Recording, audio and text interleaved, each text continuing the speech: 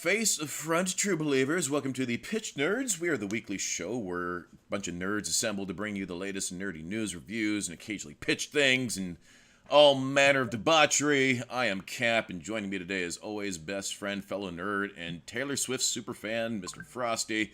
Mr. Frosty has $8,000 riding on today's Super Bowl. If Taylor Swift shows up in a purple shirt, Vegas odds he's going to be walking away with a lot of money. So good luck, Frosty.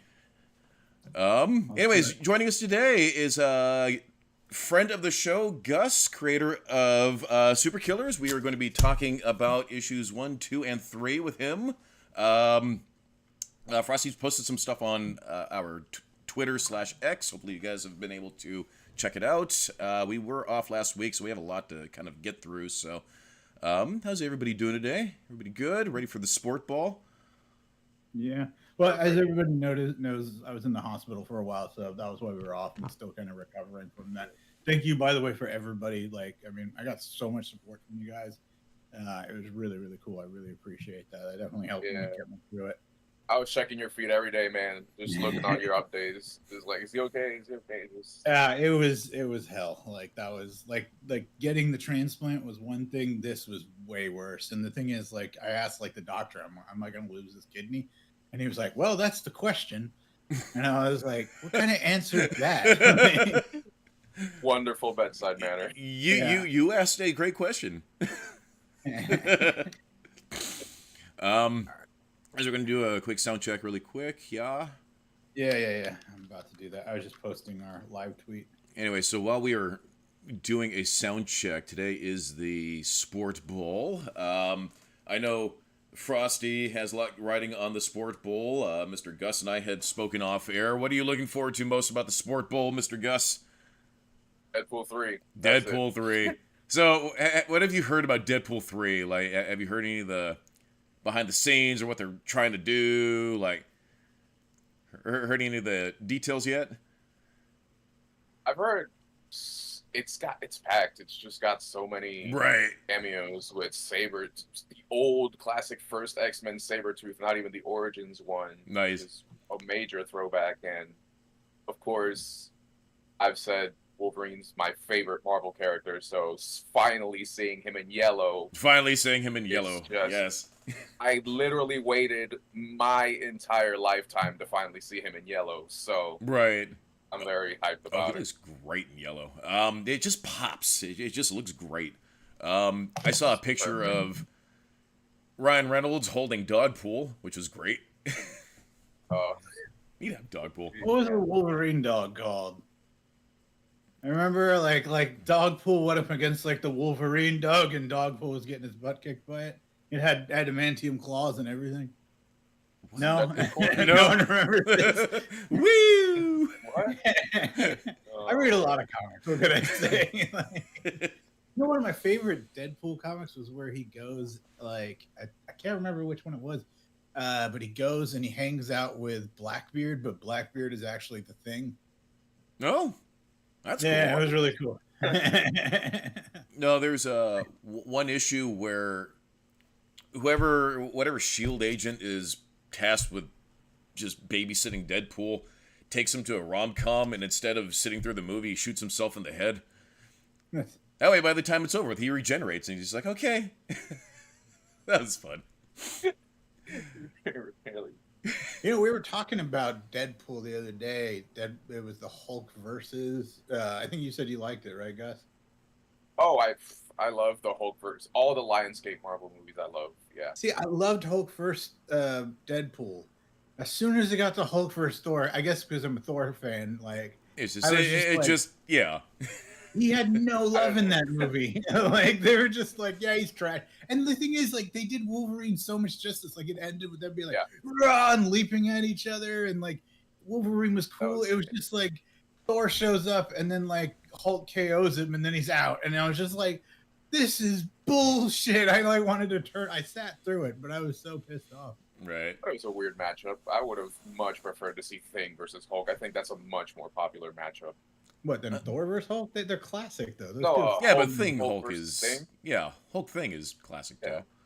Oh, yeah. Yeah. Well, yeah, but Hulk and Thor, they've fought like so many times. Like there's like huge debates online. Like people have like there's YouTube videos where like they've gone down how many times have they fought, who won how many. I mean, the recent one, they did a recent one because like they have Starship Hulk now, and then Thor just got upgraded because he killed Galactus when he was at his most powerful, and he absorbed the power and everything. And he's also got the Odin Force now, so they had like those two go up against each other. And I mean, you know, it changes all the time. I hate it when people are like, "This is proof." Because like another writer will treat it completely different. But they were saying in that comic that like actually if Thor really just like goes all out, there's nothing Hulk can do. And it was weird though. They like switched. It was like you had a hulked out Thor and then a Thored out Hulk because he picked up Mjolnir. Right. Like it was really weird. Like Odin was in Hulk's brain and like I don't know. It was billed as like the big final fight between the two, but they always say that. But I agree, Hulk versus Thing is a good one too. Did you see the one where Thing actually got a win? No, what was that one? Comic? No. The Thing basically, people are saying it doesn't count because Hulk was mind controlled, but there's a once a year Thing turns back into like himself, like regular version of himself. Oh, that's right. And Toy Master had Hulk under mind control, and he sent him to go kill Thing because I don't know if you know Thing's wife or fiance or whatever is the daughter of Toymaker, and he doesn't like that. And so he sent Hulk after him, and Thing had like a schedule because like once like the midnight hit or whatever, he was going to turn into himself. So he was having to like fight, and finally he's like, "Yeah, you know, you're tougher than me, stronger than me, but this time I'm not going to lose." And he just clocks him so hard his entire arm explodes, like all of the rocky stuff comes off. And he destroys his hand, but he just that one clock caught him hard enough, and he KO'd the Hulk. Damn, it was pretty cool. It was one of my favorite like little moments in comic. I do think Hulk should win, but like it was cool to give Thing that like, you know, his due because that dude's awesome. So it's not Thing; it's going back to Thor, but in God, it was a few years ago. I think it was one of the Ultron series. No, it was the Phoenix thing where Cyclops and some of the X-Men. It was the X-Men versus yeah, Avengers. I know. Why didn't he deflect it? I have no idea. I don't know. But there was Thor had been taken out, and it's Spider-Man talking to the rest of the Avengers, saying, "What? We lost Thor? We only have one Thor. Like, what are we gonna do? We can't lose a Thor." It was when Cyclops shot him with the beam, the Phoenix empowered. Yeah, that's right. That's right. And I was just like, use Mjolnir, absorb it, and then turn it back on him with God power. Like, I hate. That's one thing that drives me crazy in comics. It's like I feel like the fans know the characters better than the writers half the time, which is why like, we've the foundational bedrock of the pitch nerds. Yes. Yeah, I know. It just drives me crazy. The terra firma. Like, they like forget the abilities they have. Right. Like a lot of people don't like because Hulk stronger the more angry he gets. Thor does too. Forget about that. Everybody does, and I think Gus, you were saying I was mentioning how Thor has superhuman speed, and you're like, I didn't even know that, and it's because like half the time writers forget that too. Yeah, there's Thor is just never really explained. I've always just think he's just vaguely magic, and again, magic characters are just very hard to pin down. I think he's half Asgardian, half Elder God. So his mom is Jord, basically the goddess of Earth. She is the personification of Earth. So Odin hooked up with her to make someone more powerful than the rest of the Asgardians. So that's why he's elevated compared to them. Like your average Asgardian can lift 40 tons, but like Thor like could move the universe like at one point, depending on who's writing. The World Serpent. Well, the World Serpent was his biggest feat, but then like in another comic, he was being crushed by the weight of 20 planets and he lifted it one-handed. And then even more than that, and this one's debatable, the World Engine, and it moved like all 9 realms, and he stopped the World Engine and then pushed it back the right way. God, so can you imagine him pushing so hard that he blew out his colon? Like, good grief! At some point, even the best of us have to like relieve some of that pressure. Let's be Like, fair come to our on, bro. guest. Come on, your number one Marvel is Wolverine, right? Yeah. So what's pick out like a favorite Wolverine moment for us? I think it's iconic, but not necessarily the most popular. Um, and I What's can't your remember favorite? the context exactly. In Civil War, when he just got blown out and it was just a skeleton. And he was. I think we've all seen the cover where you just see all the Yep. adamantium skeleton. I think it was. It was. I don't know if he was caught in the speedball explosion that caused Civil War. I don't Was think he Speedball's was. the name? Was it Yeah, Speedball or Or he was Cannonball? chasing someone. No, it was Speedball. 'cause Speedball. One of Okay. those For some reason, I thought it was Cannonball, but Speedball. Okay. he became Penance afterwards. Hmm. Like, and That was awesome with the spikes representing each Oh, person. you liked it? I was like, "What is this?" Like, this is I where thought it me and you was disappear. awesome. See, I liked when Thor showed up. Oh, it was awesome. When Thor showed up and Tony tried to lecture him, and Thor just sat there, not No. amused by anything. And you could just Oh, see that with was each panel, he was just Thor. more and more just until finally he just knocks the ever loving shit out of his head. I love that. Yeah, So well, good. Everybody, Hickman I writing. don't think him. anybody Hickman really was a likes writer for comic Thor. Tony. See, I'm a Guardians fan, so I have the issues during the Annihilation Conquest where they form like what we call like the current Guardians of the Galaxy, because before it was like Captain Jupiter and like some weird goobers, but I have the issue where Rocket meets Groot, and it's kind of cool the way that the issues are laid out. It's almost like a reality show where they'll have the panels, then they'll cut to that moment where it's the character just sort of talking that debrief room where there's like, yeah, and then this happened. Da, da, da, da, da, da. It's fun, and the movies do it some justice with the characters. Obviously, they change Star-Lord a lot. He's more like, I'd say, like Mal from Firefly in the comics, at least the ones that I read. So he was still goofy, but he was still intelligent. He wasn't like Chris Pratt.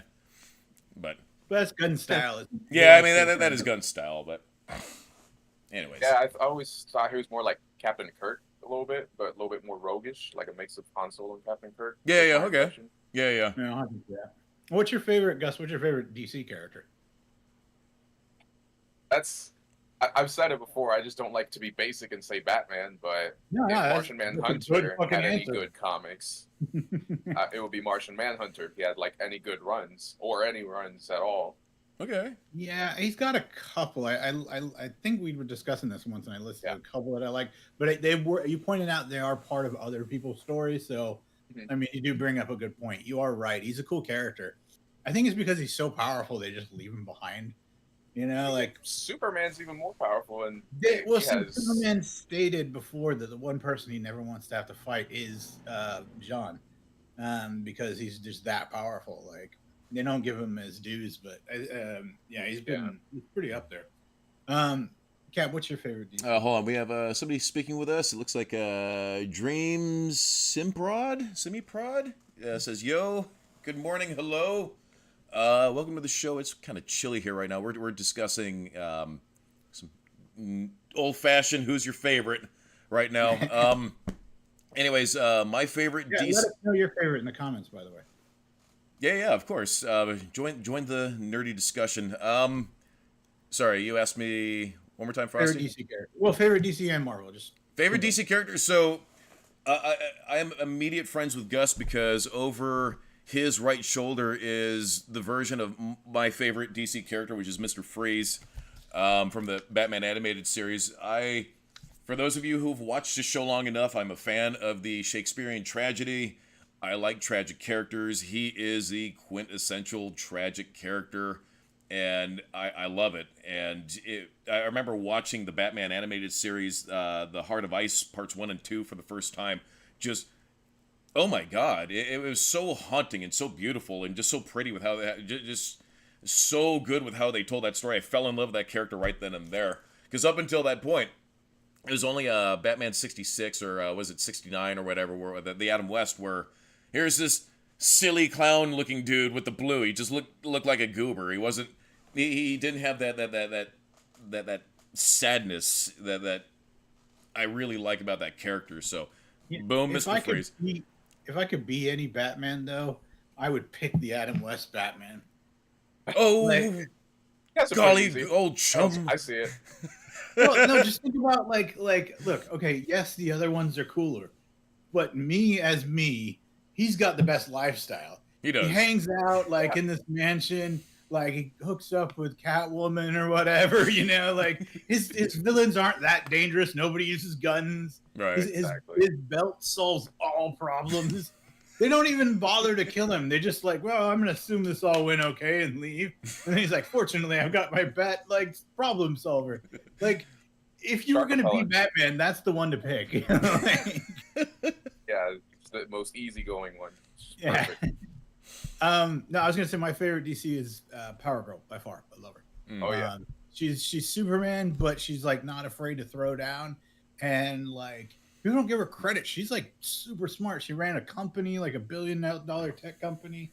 Yeah, she's awesome. I like the fact that she's this Kryptonian character, but unlike Supergirl, she's she really throws her muscle around when the time calls for it. And I liked World's Finest with her and Huntress. PDE Videos ZZZ.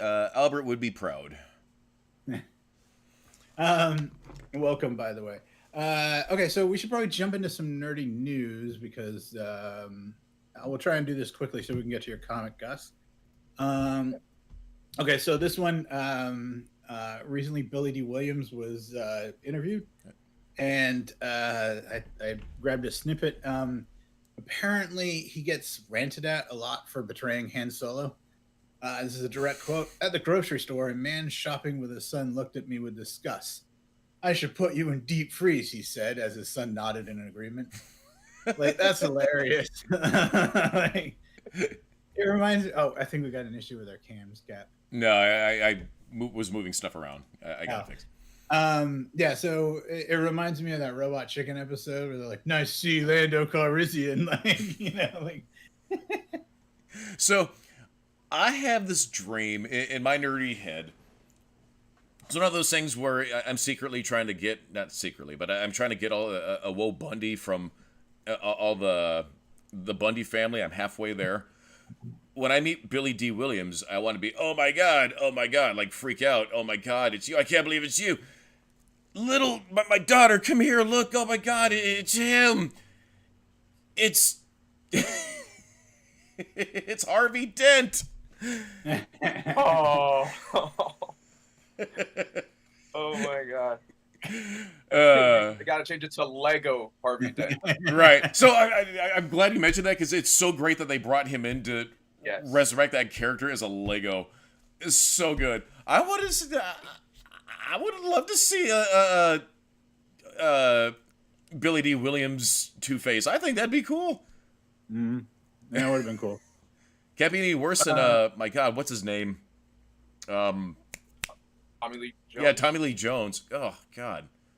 Yeah, I don't know. He was cartoony. He hated Jim Carrey though in that movie. I didn't know that. Yeah, for being goofy, and then he was super goofy in Batman Forever too. So yeah. Apparently, Tommy Lee Jones hated Jim Carrey. Yeah. From that fucking movie. I cannot sanction your buffoonery, he said, and I quote. I had no idea. That's exactly verbatim what he told him. He got up in his ear and said, "I cannot sanction your buffoonery," and then he left. That's so funny. Oh, poor Jim Carrey. I know. Anyway, I love Jim Carrey so much. I love Jim Carrey's my hero. Yeah, well, actually, The Mask is my favorite movie. So. It is my favorite movie too. It's the Mask is my all-time favorite movie, followed by RoboCop. They're like the equal tier of existence because it reaches a point where it has to be a tiered system. There's just too many movies. There's different pantheons, if you will, and I'm okay with that. Those movies are very different, so it's I can totally see why you'd be like, "Oh, these are two of my favorites," but right, but they're two very different movies. Yeah. Anyway, so Matthew Vaughn, I didn't know about this, but he's teasing the Kick-Ass reboot. Yeah. Oh fuck yeah. It says we'll have commentary on the current state of R-rated superhero media, such as The Boys. Yeah. So you're down for a Kick-Ass reboot? Hell yes! Give me all the Kick-Ass is another one of those where it's one of my favorite line of comics. I feel like they nailed it in the movie, and I don't know if it needs a reboot though. That's my only thought. So if you were to take the movie but go harder with it, because the comic is a lot harder, give it the Boys treatment, and I think that's where the wiggle room is, because it was slightly neutered. Pulled it back a little bit, like they toned down the second one a lot. They had to. I think it'll be even more toned down. Right.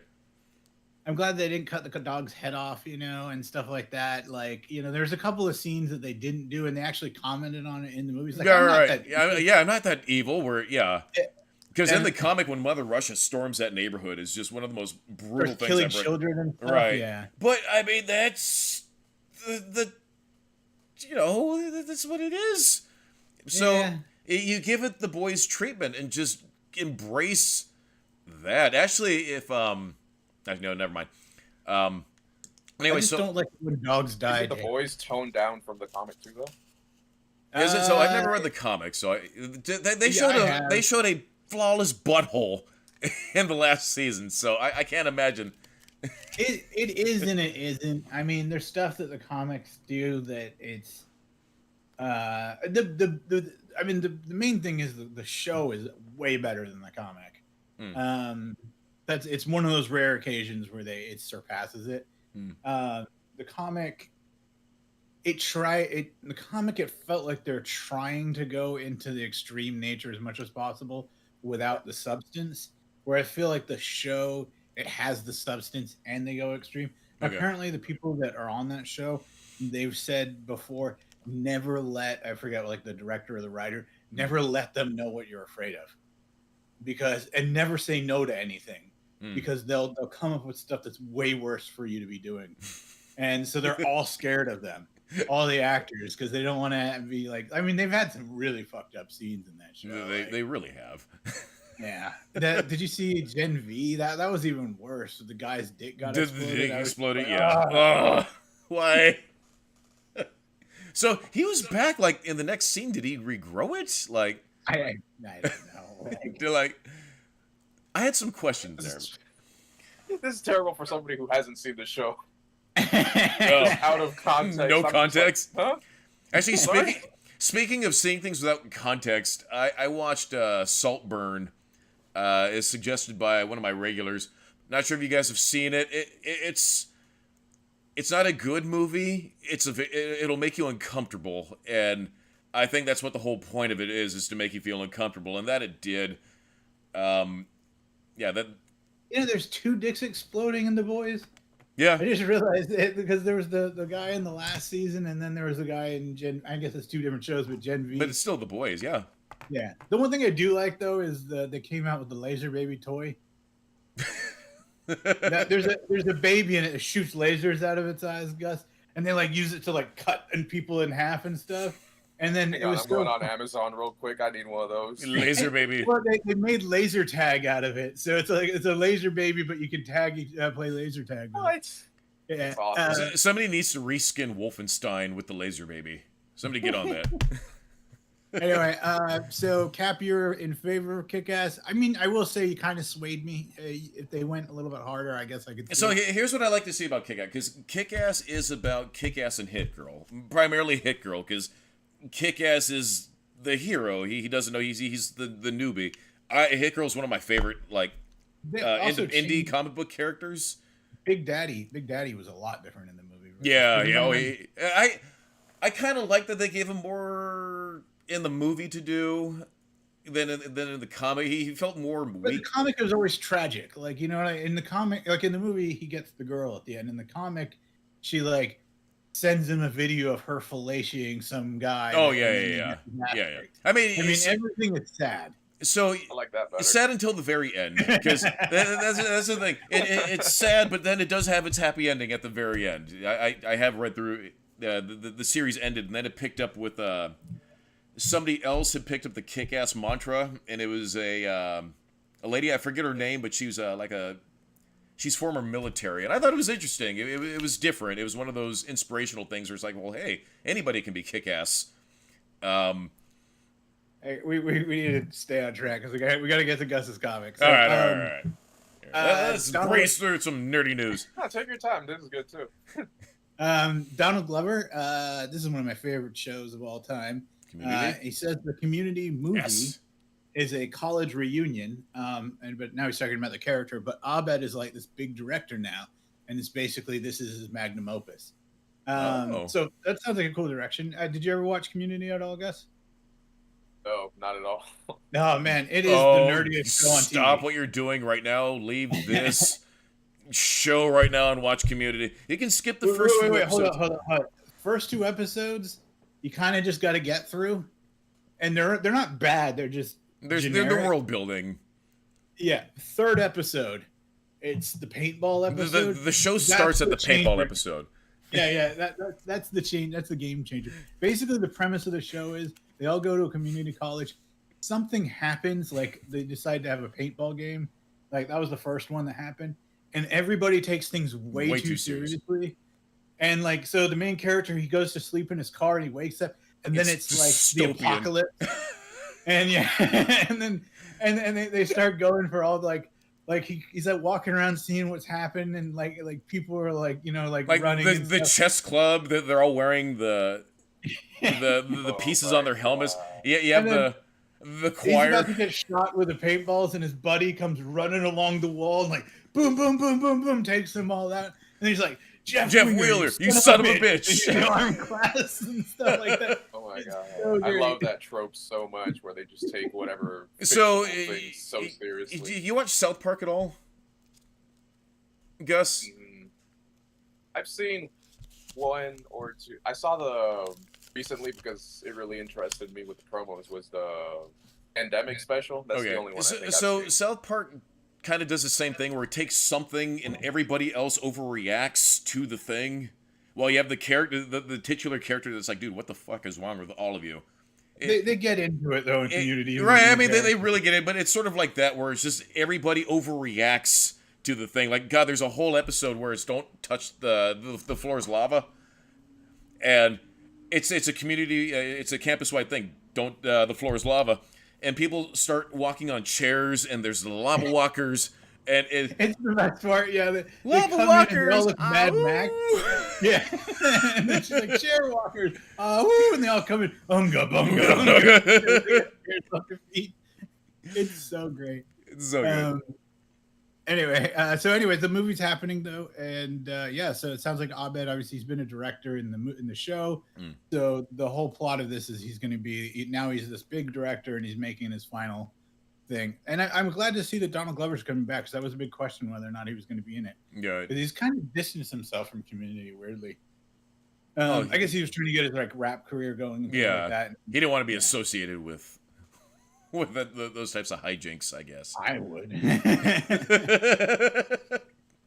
Okay, so also Phantom Menace. Apparently it's returning to theaters in May for the 25th anniversary. Fuck yes. A poster was released. It looks pretty cool. Cap, you're the resident Star Wars guy. Okay, so as we all know, Phantom Menace is the one movie I have watched more times in theaters than any other movie. I saw it a total of 7 times. Why 7? Because each time I left the theater, my brain was confused as to what it just watched. Now, I have had the privilege of introducing somebody new to Star Wars from scratch, and I've come up with the ideal means to introduce somebody to the Star Wars universe. And recently, we watched The Phantom Menace. They were left confused as to what they just watched. And immediately after, her response was, I kind of want to watch that again, but sober. And I said, no, see, that's it. It's in your head. It's not going to stop, because then you're going to watch it sober, and you're going to be like, that doesn't make sense. Maybe I'll smoke a little bit more, and then you'll watch it again. It will not ever make sense. But you'll start finding little glittering nuggets, if you will, in this quagmire of nonsense and fart jokes. There's 2 fart jokes in this movie. They're completely different movies, but like my opinion of the Phantom Menace, and I don't mean to call out because we have some big Snyder fans that watch us. I love you guys. Thank you for tuning in. Hmm. But to me, Rebel Moon and the Phantom Menace are kind of the same, even though they're very different. Okay. Because I think the fan bases were like, yes, Phantom Menace, and then they watched it and they were like, it's not that good, but they didn't want to believe that. Right, okay. And I think Rebel Moon is kind of doing the same thing to the Snyder fans. Okay, but see, what Rebel Moon is doing differently is that Rebel Moon only gave you a quarter spoonful of the taste of the final product. So I know there's that double movie thing that drives me crazy too. But oh my God. You know what I'm saying? Like I love Snyder's work, but that's just give us a good movie the first try. Right, thank you. If it's 4 hours long, I don't care. We'll sit through it. Like, I love the Snyder Cut. I think it's one of the best movies ever, honestly. But still, I just give it first try. Snyder took a 4-hour movie and made it feel like a good 3-hour movie. That's what he did with the Snyder Cut as an excuse of the Justice League because obviously Whedon did it and then he wanted to do it his way. So I forgive that. But doing it on purpose with Rebel Moon, where you get that movie, then that's just that's shameful. Netflix saw a pattern with Snyder. It's like, well, let's release this version, this extended version of this, and then this and this. Just give me the full product, but we have to wait until the full product, and then we have to wait longer for the other half of the partial product, and another year to get the full product of the second half of the partial product. Stop it! I made Cap watch it. He didn't want to watch it, but I made him watch it. Like, see, I wanted to love it. I genuinely wanted to love it, but it's just, give me the whole thing. I paid for this. Give me the full fucking movie. The world has shown that they're willing to sit down to a 3 to 4 hour Snyder movie happily, willingly, participating. I know people that wouldn't, but right, anyway, but that's fine. That's fine. The people would, but there's people, lots of people. All three of us would. Give us the whole fucking thing, please. That's all I ask, please. What were you gonna say, Gus? I think it's part of that. Netflix has that, that Hollywood disconnect where they saw the whole Snyder movement thing for the Snyder Cut, and they didn't understand why it was popular. It was somebody getting their vision out, and in this case, you're giving him full control already. So why are you trying to make this definitive cut if it's not like he's being denied anything? Yeah, it's right, but they don't understand. Do you think it's by choice? It was released. Do you think it was his choice for the movie to be released this way, or was it by their? It was. At least I think, because like listening to him talk about it, he was like I think he did. Ugh. I think he did. Why? I think he knows how popular and his cult status now. Stop! No. Yeah. I mean, he knows that these people will go see his movie twice, so why not? I mean, I love his work. I think I love the tone of his movies. I love they're very grandiose. Yeah. So here's what I suggested. Slow-mo starting to grind my nerves though. Like in Rebel Moon, it was too much for me. Like right. Slow-mo throwing the seeds, and then the slow-mo that was even slower than the slow-mo. That I was like, okay, come on, guys, like this movie, maybe we could have cut back on cut back on the slow-mo. Give us the full movie. Tastefully use the slow-mo. Tastefully use the slow-mo, but scrap out. We don't need to see the seeds in slow-mo, I guess. But give us the full movie, please. I don't want to watch it again.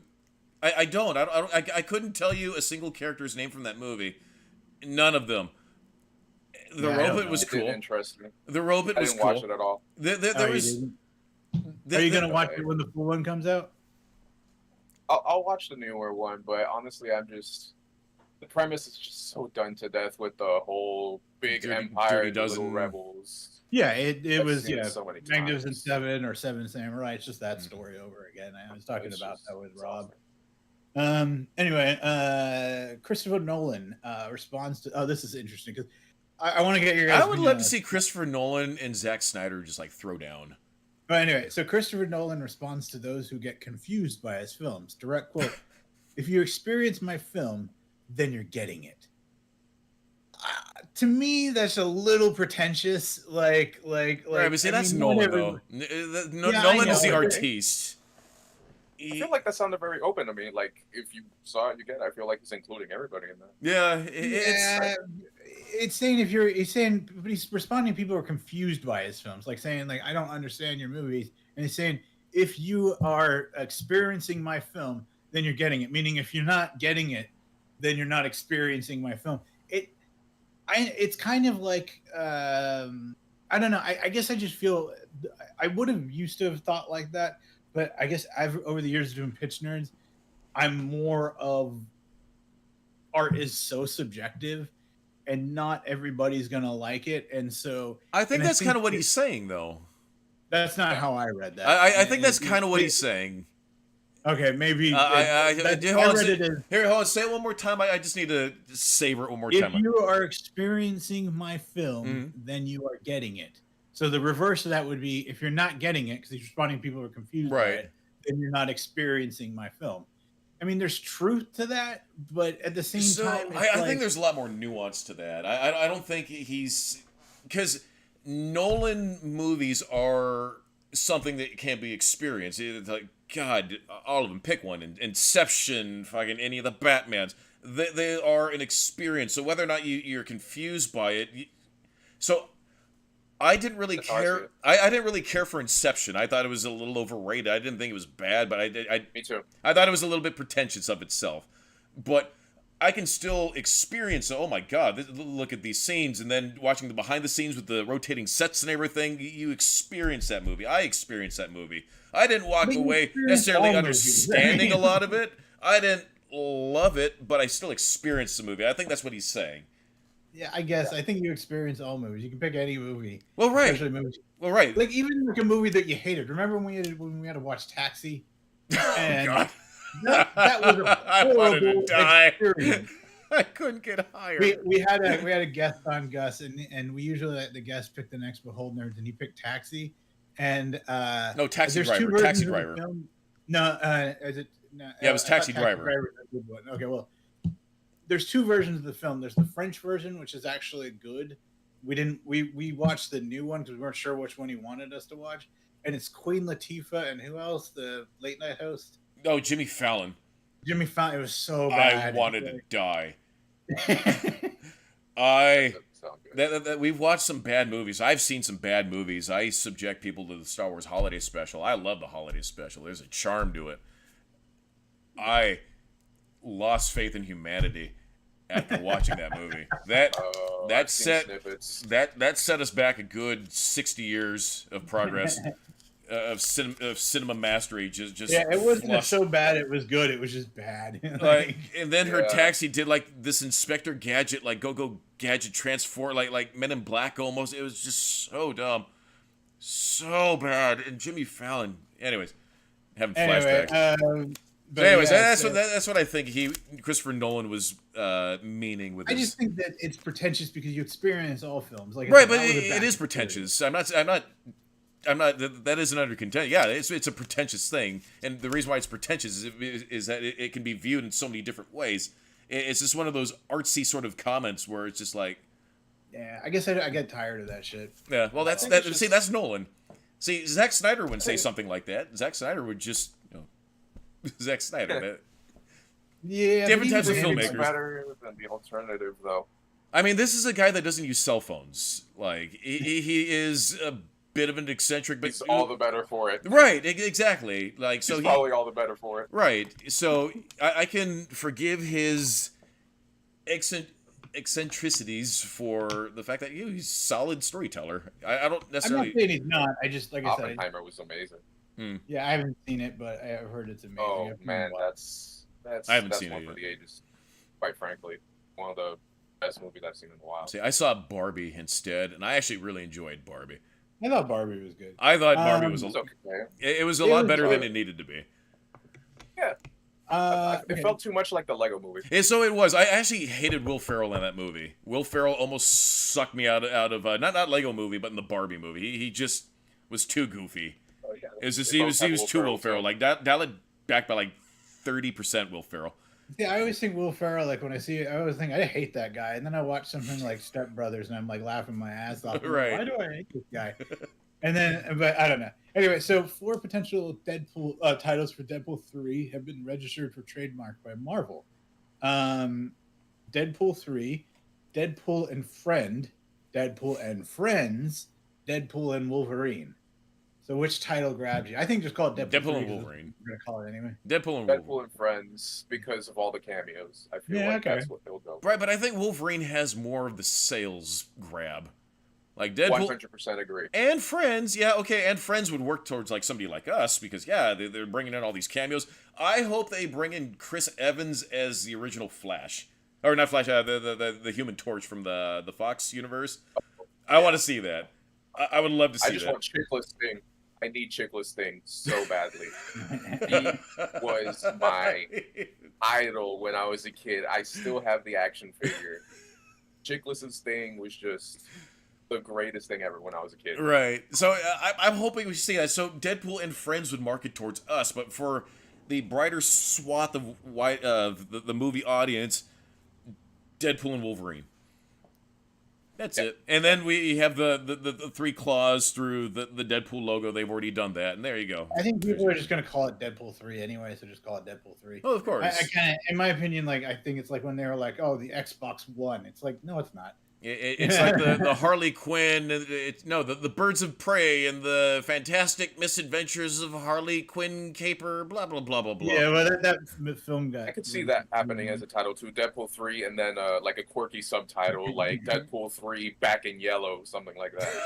Oh, that'd be a cool one. I'm trying to. Anyway, so also speaking of the Super Bowl and everything, we all know this, but the new trailer for Deadpool 3 is going to release during the Super Bowl. So, allegedly. I didn't know it was an alleged thing. I thought it was confirmed. But allegedly. I'm going to wait. I don't really watch the Super Bowl. I know my sister and her boyfriend are going to be watching it later today. The sport ball is a fun event, especially with other people, because then you can sit and ask questions about the sport ball, and then you actually get excited for the commercials, because they're... I'd rather play Baldur's Gate in my room. Okay. That game is so good. I'm on my second playthrough, and like it's so cool because if you do things like differently, then like it opens up all these different paths and stuff like that. Like you could play that game so many times and like experience it different every time. Anyway, this is interesting. Prey 2 is in the works. Dan Trachtenberg is also set to direct a new Predator movie, Badlands. Nice. Will begin filming later this year. Love it. So love this. Go ahead. Setting. The setting's amazing. That I think it's just genius to just keep putting it in different environments. So I agree. That's how you make the Predator franchise fresh. And I think we talked about it when we were initially reviewing Prey.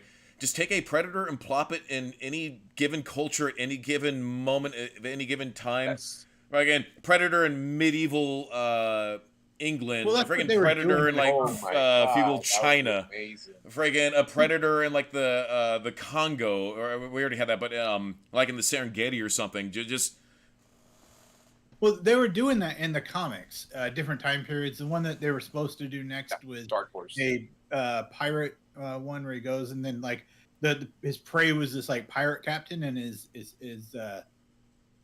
crew mutinies on him and he's like fighting them all back, and Predators, he's like, oh man, my prey's about to get killed, so he jumps down and they go like back to back and fight off all the people, and then like afterwards they're like, okay, now let's throw down, now it's time for me and you to fight. So in Predator world, would that be like some dude dropping his sandwich on the ground and picking up and like blowing the dust off 3-second rule and then just enjoying your savory treats? I just think he didn't want his prey to no, I know, but it's not, sort of like that. I mean, that's the thing though. Like the Predator is an awesome, easy concept. Just don't fuck with it, right? And that's the problem. They did it too much. Like in that Predator movie, where they try to over-explain it. A bigger Predator, and then it tries to get human DNA so it can make itself. No, shut up, stop. What are you doing?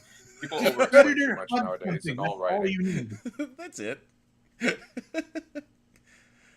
Don't forget they made it all quirky too with the comedy. Oh yeah, I remember that. I do like Olivia Munn in it though, but I'm a huge Olivia Munn fan. So, in the recent Predator movie, I thought that her character was pretty cool. Okay, I like how scared he was. Frosty, pick a place you like, a place and time you'd set your Predator movie. Go. Well, I think though that idea that they were gonna do from the comic where the pirate was cool. Like I love pirates. Mm. But yeah, I mean, you know me, it's gonna be Vikings. Oh yeah, there you go. I mean, like I want to see Predator go up against this fucking like huge Viking dude with a fucking battle axe and a shield. Like, come on, you know, like that would be awesome. Oh yeah, Gus. Same question. Picture, if you will, a movie you don't know is a Predator movie. You think it's a Gladiator movie. The Gladiator gets to the champion, and it's a Predator. No, that would be Oh, nice. Oh yeah. it's kind of jumping topics, but From Dusk Till Dawn, the first one, Hmm. that's what made that movie so cool. Is the whole first half of the movie has nothing to do with vampires or any of that shit. Yep. It's literally just like them trying to get over the border, and it's this kind of crime Yes. movie and everything. And then when the vampires show up, you're as surprised as the characters in the film are, because you're like, "What the fuck? Where did that come from?" That reminds me, one criticism I've always had about the first Predator, when they show the ship in the first scene. I hate that. Imagine if they didn't show the ship and you didn't know it was an alien. Yeah. I can see Okay, that. yeah, all right. I never thought of that, but Just cut out the scene completely, so and you don't know what it is. that, You know that what would the add to it. currency is, right? Okay, fair point. You know what the Predator's currency is, right? Musket revolvers. Oh. Oh. I think that's their like currency or something. That's awesome. Rick and Morty reference. Anyway, this one is interesting. I'm not a big fan of the person, but I like his work for the most part. Tom Cruise is circling. Same thing with the director. Is circling to star in a Quentin Tarantino's final film, The Movie Critic. Cruise is currently working to see how he can move his schedule to accommodate at least one small role in Tarantino's final film. But I love Tarantino's work. It's some of the best films in my opinion. Tom Cruise, I think he's got a bit of like a diva thing going on, but at the same time, I'm super impressed by him as a human being. He like saves lives, like hangs off of planes and shit. And the dude's like 50, so like or 60 or something like that. Almost Like 60. yeah, and so like and the only thing I see with this is because I can understand why he wants to be in Tarantino. I would love to be in Tarantino, even if I was just like walking by, you know. But anyway, yeah, Background extra. yeah, like he'd be like, "Stop looking at the camera." Well, you're just Abed from Cougar Town in the background.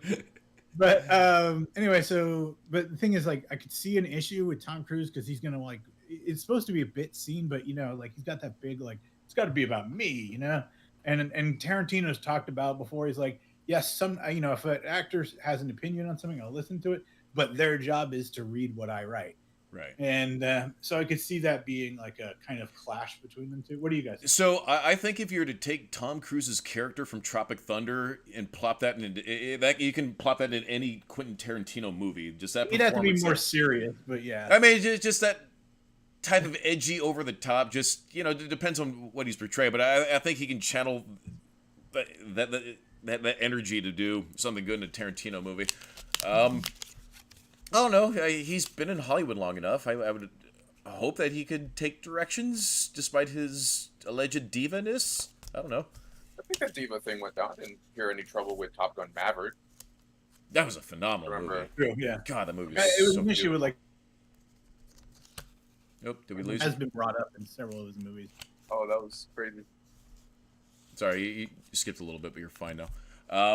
Yeah, No, he was. I heard that he's a guy who knows what he wants, and if he knows he can get it and somebody's saying no, he'll be like, yo. Nah, I don't like it when like Black Adam, talking about like a lot of that was The Rock using his clout. And I think the movie might have been better had he not been trying to force something, Yeah. I don't know. I just think that like actors, it's fine to do that, but like don't not the right try and person. promote yourself, like try and Right. promote the work. Yeah. Tarantino's a Um, big enough name where I think he won't be having trouble with Cruise. Right. True, it is. Quentin Tarantino is like kind of legendary. So, last bit of news. I know you're a huge fan of this show. Andor season 2 is wrapped filming.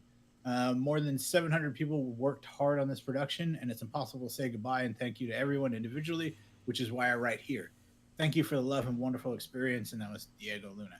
So, are you excited for Andor season 2 or no? So, what sucks about Andor is, Frosty, you know more than anybody my thoughts on Star Wars in its current state, but it sucks that not everybody could get behind Andor because it was a slow burn, but it was so freaking good.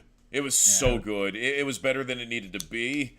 And, you know, I'll give Disney credit where credit is due. Disney has come out, has produced some of the best Star Wars things, period, that even transcends the prequels. However, they also poo-pooed on a lot of other stuff. So, again, you have to sort of cherry pick the good from the bad, but Andor was one of those. But Andor, you're right. That's what I'm saying. Andor was one of those moments where it's just, it was so good. And a fellow friend of the show, Richard from Smoking with Frogs, he still hasn't seen Andor because he's just heard that it's so this and so that. And I said, bro, just trust me. I understand your feelings, your reservations, but it's Andy Serkis at his best. Like, forget Andor. Like just for Andy Serkis' performance and like the final 2 or 3 episodes, done. Some of the best Star Wars that's ever Star Wars because it's Star Wars. Let's tell Star Wars from the ground level. It's not trying to be anything. It's not trying to. It was kind of the Star Trek equivalent of Star Wars, right? And it was such a breath of fresh air. It wasn't trying to be big spectacle. It was just like, here's the impacts. Here's Star Wars from the ground level. Yeah. And I like that. We hadn't really gotten that yet. We kind of got a little bit of that from Rogue One. But it felt more Rogue One. Yeah, so if they maintain that, then hell yes, I will watch. I'm tired of the spectacle of it all. I'm happy you're seeing the smaller stories that lead to the bigger thing. That's what Andor was. What did you think of Andor, Gus? Or did you see it? I dropped it after the 4th episode. It's just not for me. I've just never been I love Star Wars, but I'm not there for the regular humans. I've never cared for them. Okay. Always were Sith and the Jedi. I would love to see a tone similar to Andor, but with like the Sith Order or something like that. But me personally, I've just never liked the rebel side of things in Star Wars. So the reason why I like it, or the reasons why you don't like it? That's funny. No, that's fine. You're wrong, Gus. Rabble. You are part of the woke agenda. Rabble. Oh, I love the tone. I absolutely love the tone. Right. But I would like to see it. So I mean, I do love the tone, context. And because I guess go ahead. No, so I do like the tone, and I understand how to. Somebody who's used to the opera that is Star Wars to not be that entertained by the ground level. But see, it's not. Andor isn't Star Wars for the beginner, if that makes any sense. It's not something that I would show somebody on their first go. Like with the person I introduced to Star Wars, I wouldn't sit them down in front of Andor first. It would just go right over their head and it'd be, what is it? This is boring. But having watched all the movies, but focusing on the this time the prequels and the originals, to see the impacts on the ground level of everything that's taking place, I found fascinating, because now we finally get to see the greater impacts of these acts that are taking place. That's why I liked it. Interesting stuff going on, like with them pulling a heist and things like that. Like there was a lot there to enjoy. I really enjoyed that planet with that tribe that was walking through, and we saw that moment with the that meteor shower or whatever. I thought it was cool. I think where the show really came into its own was when he was in that prison. Yeah, that's where. You know what I mean? Yeah, that's where and you were just watching them like okay, we have to produce this, and if we don't, we get killed and stuff. Right. Like that was where the show, you were on pins and needles. You got to see the harshness of the Empire at the ground level. Yeah, and the fact that he got nabbed just because he was walking to go grab a snack or something. Yeah. After going through all this crap After all of it, he's just walking down the street and he gets nabbed over horse shit. That's like the Star Wars equivalent of just like getting pulled over with a busted taillight or something, and he had like 8 different warrants, and the cop is just a dick that day. It was funny. Okay, well, that's all I got for nerdy news. You got anything else? No, we should probably jump into our into- distinguished guest here, Mr. Gus. Okay, Author. so Go ahead. this is Behold Nerds. Basically, we take turns picking media to look at. It can be a movie, it can be a comic. This week, we've been taking a deep dive into Super Killers, and we're fortunate enough to have Gus here, who is the writer, creator of Super Killers, to tell us all about his comic, and we can pick his brain.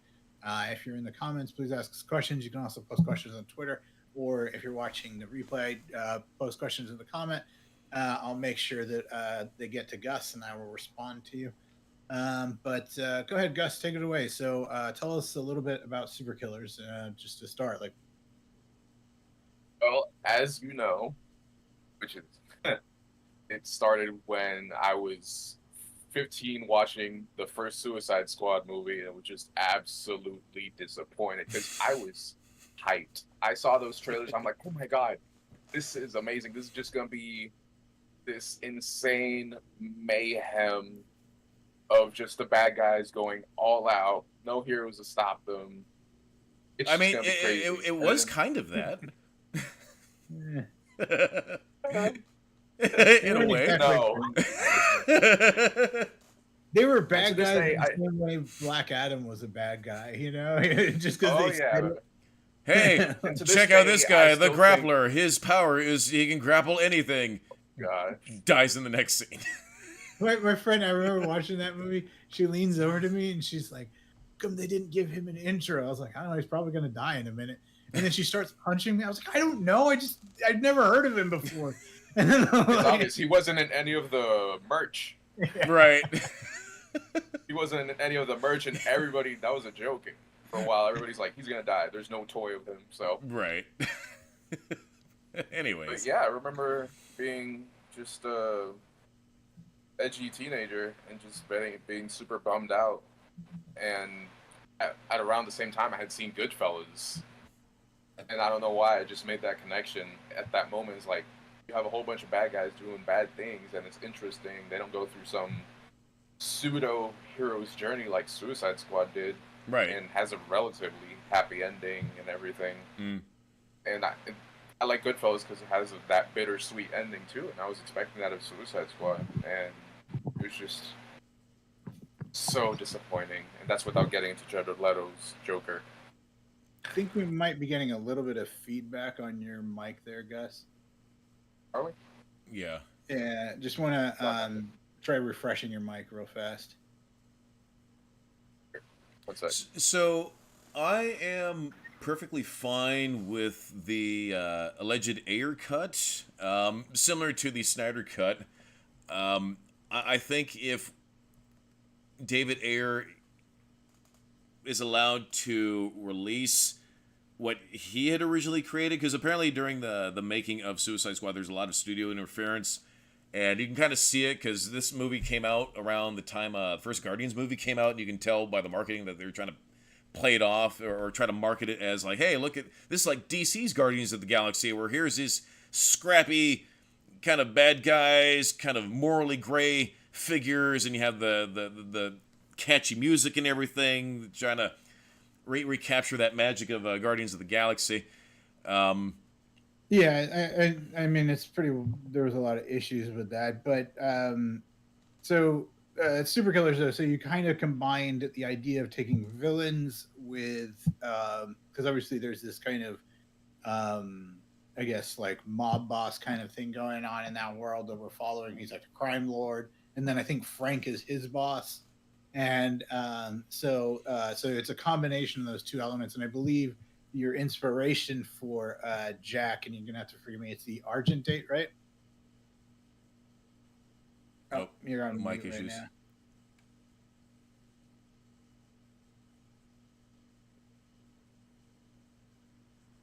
We'll give Gus just a second. Yeah. But yeah, I think the inspiration behind the character was the T-1000. Yep. which you can kind of tell with his abilities and things like that. So I do like with the covers now with you can kind of see more how the liquid metal kind of looks, how it kind of flows over his suit and everything. Just I thought that was cool. His boss Frank has it looks like electrical power or something. Is that? Nah, I think that was a different guy. A different guy. Yeah, because it was a blonde guy, the electric power. I wasn't sure. I was going to ask Gus this, if that was their kind of big brother or caretaker when they were kids. Yeah.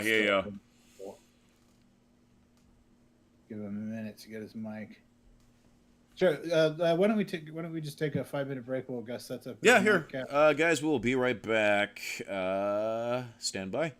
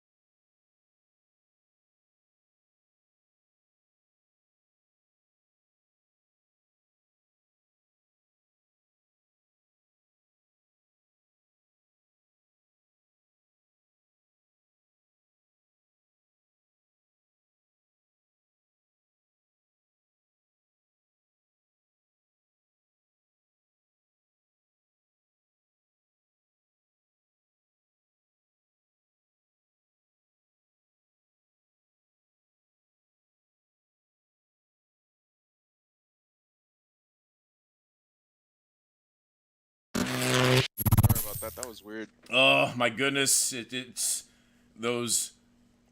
Yeah, let's backtrack. There was a whole bunch to unpack there. I was struggling. I was sweating trying to put it back. Oh my god! You lost half your fan base because of that mishap, Gus. Oh no! Now Shame. I have one person. That's what you get for not liking Andor, bro. You put that out there, then this is a universe just I got my just desserts. right spinning around the sun. Oh man! Getting your comeuppance. Frosty, did you read Plagueis? No, I haven't. No, so Sorry, I will. our mutual friend, fellow nerd Adrian, is reading. I think those novels right now. He seems to be really enjoying them. I'm like right in the middle of a Terry Pratchett run, and I'm so into it that it's hard to put it down. Terry Pratchett's weird. I don't expect anybody else but me to like him. If you ever read The Hitchhiker's Guide, it's kind of like that, but with like fantasy. It's a really like my favorite one's called Reaper Man. Death loses his job, and so he becomes a farmer, and like he's like the best farmer ever. But the weird thing is he can cut a field of wheat faster than anybody, but he does it by slicing one at a time, and like because he's like taking a life each time. Or there's this chicken and it can't say cock-a-doodle-doo, and like it pisses off the owner of the farm that he works at. So he like writes it on a board and he points at the chicken. The chicken's like, it's like the chicken's primitive brain knew one thing. It needed to learn how to read that or else. Like, What is this? It just sounds like a fever dream. It sounds like somebody retelling me a dream they had. it's so good. It's so good. Anyway, so so we're talking super killers. So it sounded like Cap and I had some misconceptions, but let's rewind. So Yeah, are we back on? Yeah, we're back on. Oh, cool. Okay. Yep. So going back, I was saying, so it's a combination of kind of like that, like you said, Goodfellas and the Suicide Squad. Suicide Squad. Yeah, and Suicide Squad, like we're taking a perspective of well, Suicide Squad done right. We're actually. So, what did you think of James Gunn's Suicide Squad before we get on? Absolutely loved it. Okay. They were bad guys. Like you would literally have a scene of Peacemaker and Bloodsport killing a whole bunch of innocent people, Right. and they just kind of gloss over that. I Like- thought that was very bad. Into the camp and they're like, anyway, I want to focus on super killers. So, and then it sounds like Cap and I like so. Frank is the head of the crime group, right? And I'm gonna explain a little bit more in chapter 4. Frank is a figurehead. Frank is Jack's, basically his only family. He's his boss. He's Jack's boss. He's Don Francesco. He's the boss of the city. He works all the politics and everything. And then Jack just runs everything in the background because he's smart too, but just not enough to be social with people and handle people. Frosty, you saw the scene with Mayumi. yeah, You see how Frank can diffuse a situation while Jack is just about to lose it completely. Always. Yeah. that makes sense. And then Cap and I were a little confused. So the lightning powered guy. Now I thought it was maybe his like older brother figure from his childhood. It's Pretty much not. his Okay. surrogate older brother. They were like basically like orphans living together. Okay. And there's took obviously him been a in. falling out of these three characters because like Zombie, that was his like sister, right? Basically his older sister, yeah, and you can see Okay. they really like loved each other and all that. Yeah, and then something's gone down between that because Jack is like basically threatening his surrogate brother guy, and then the sister, His surrogate like, niece. His surrogate yeah, niece. and then like, but there's still like a family connection between like them. He's like, oh, I want you to meet like, my daughter and stuff like that. So there's some You'll family. notice the politics final there. flashback. You'll notice you start seeing things. And did you remember the final flashback where finally Jack is separated from them? Okay, with the failure and everything on the walls and all that. You kind of start seeing why Ev and Catherine are still like friendly, and then Jack's just already That being makes sense. isolated, and that's just even before they have their falling out. They're already being separated. Oh, and then I want to talk Jack's title because you've mentioned before you want people to refer to him as that. It's the Argentate, right? Am I Jack saying the that right? Argentate. The That's, Argentine- kinda that's a like, word I've only read but never heard aloud. I know it's Latin for mob thing. chivalry.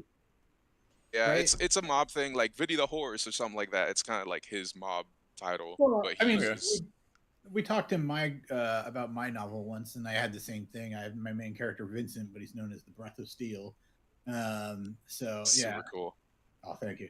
But yeah, so yeah, I thought that was cool. I think they finally say his title though was it chapter 3 where they say it?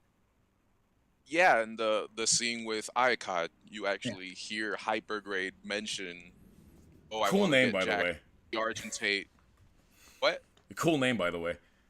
Iacod? Yep. I like that. Yeah, it's supposed to be like decay, but like kind of like scrambled word. Yeah. And then Yeah. there's obviously something going on with that eye that they found, and then we see like they're trying to work it out, and then we see like the brain got taken out of that one dude, and so like I'm really interested to see what's going on there, and I'm guessing that's like part of because we're I don't know how much we could say, but I mean you've been mentioning it. Cap and I got a sneak peek. Mention all of it. It's coming out this week, so it's fine. You can go full Okay. spoiler. Well, we got a sneak peek of the final villain. I was like, holy shit, that guy looks awesome. So I'm really excited for that. By the way, who is your artist? Because I always love your art. I mean, do you do it, or do you have someone else do it, or is it I like have an artist, a foreign artist who does it, but I tend not to talk about them too much because okay? they, to my understanding, they are in the industry with contracts and everything. So, Fair enough. I try to, Well, I mean, yeah, without but I bringing any never take names or credit anything, for I it. really love their work. Your comic is stunning to Yeah. look at. Real quick, Mr. Frosty, Mrs. Cap says that hello, and she hopes that you're feeling good. I mean, I'm still in a lot of pain, and I will be till tomorrow. But after tomorrow, the pain tube comes out, so hopefully it'll be better then. Sorry, I'm looking at people's comments over here. Yeah, for sure. Thing. Anyways, y'all carry on. I'll be right with you. But anyway, and then we were discussing the inspiration for his power. It's the T-1000, right? Yep, 100%. Yeah. I'm a big Terminator 2 fan. Yeah, so, I mean, I think is his skin itself the metal, or does it absorb into him, or like how does it work?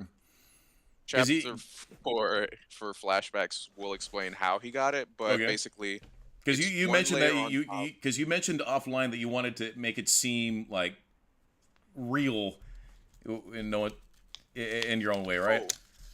Yeah. One thing I actually started. Out of context, it's not gonna make sense, but I even studied physics for later on. You will expand on his powers and make it realistic. Like harmonic resonance is something I studied, and he plays with his density too and all that. Nice. And that we're gonna see that later in chapter 4 too. Nice. Yeah, it's very. I try to go really realistic with it. Nice. Vision has that power where he can play with his density. Hold on, we got. I think the black lines on his face are actually more dense parts in the suit. That's what it means. Yeah, I thought it was interesting when me, you, and Rob were all talking about our fictional characters throwing down. I'm just like, and this was before you knew he doesn't have any powers, so I was like, he's out, he's already. And you're like, wait, why? Well, we got a big one. Yeah, it's ignore that. Oh, it's a chatbot. Yeah, it's a chatbot. Oh, okay. Sorry, I was dealing with that. Right. Okay, so and then trying to think. So, chapter 1, we were kind of introduced to the character. You kind of set up the thing with there's someone's trying to put a hit out on him essentially, and then chapter 2 we find out like a little bit more of the family drama. And what's her name? Zombie shows up. He's not really concerned about her that much, but he is, I guess, because he's not concerned about her in a fight, but like at the same time, he's like someone's making it personal. Right. Yeah, somebody's trying to play him. Yeah. Yeah, and then when he goes to really quick, she's on your shirt, right? Want to show that off really quick, Gus? That's awesome. Yeah, she has that crazy anime girl look. I love it. Yeah, that's what I was going for. Yeah. No, she definitely has that crazy, just deadpan, just scary anime girl look. She's going to go a little bit harder than other crazy girls like Harley and stuff like that. Oh, see, I love it. Well, see, Harley is an anti-hero at the end. She becomes an anti-hero. Now. So if you're taking that and going harder, Zombie's meant to be very creepy and disgusting. Like she'll say very out of turn things, and like she's meant to be a lot more disturbed. It's not in a quirky way. Like she's a disturbed character. Nice. Yeah, no, I like her character though. But then, and then chapter 3, or I think it was chapter 3. They go. I can't remember her name, but they go to the Mayumi Nishikawa. Yeah. Yeah. They go meet her, and then we finally see like kind of the villain. He's like a technopath of some kind, right? And one of the villains. Okay, one of the villains. Oh, tune into issue 4. Well, I can't even call her a villain. I guess the antagonist. Yeah, they're all villains. Yeah, I just say it for simplicity's sake because it's Zombie, Hypergrade, the Technopath, and now Ayakad. Dream Solaris is Kathy's Supremacy Cat. Shout outs to Dream. He's amazing supporter. Thank you, man. Nice. He'll Well, always check. Thank you for tuning commenting in. on everything. Yeah. Dream, you're the best, dude. Nice. But yeah, so we got to see a little bit of that. And is there anything you can kind of tell us about what we can expect in the future without giving out too much? No, actually, let's go no holds barred as long as it's not like too spoilery. Go for it. I think the whole point of Act 1 was setting everything up. Everything's about to go balls to the wall. Just with Ayakad showing up, shit is about to hit the fan hard. Because you just. I'm sorry, I'm skipping a little bit ahead to chapter 3. Yeah. Do your thing. Yeah. We just found out Jack has no powers. This whole facade of being this all-powerful mob boss, and it's all just manipulation. That's awesome. And now you see Ayakad, which is just, you already saw he has 2 different powers. God knows how many more he has. Like, you just see him lift his hand and quake everything, and then with a lift of his finger, he just obliterates a guy. Right. And now you're going to be seeing that against Jack for all of for moving forward, and it's about to go more.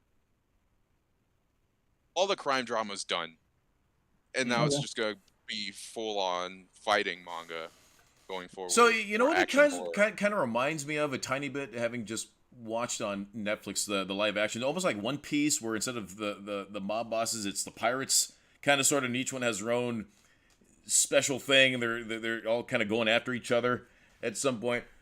A little bit. I think it's cool. Not sure if that was any influence at all.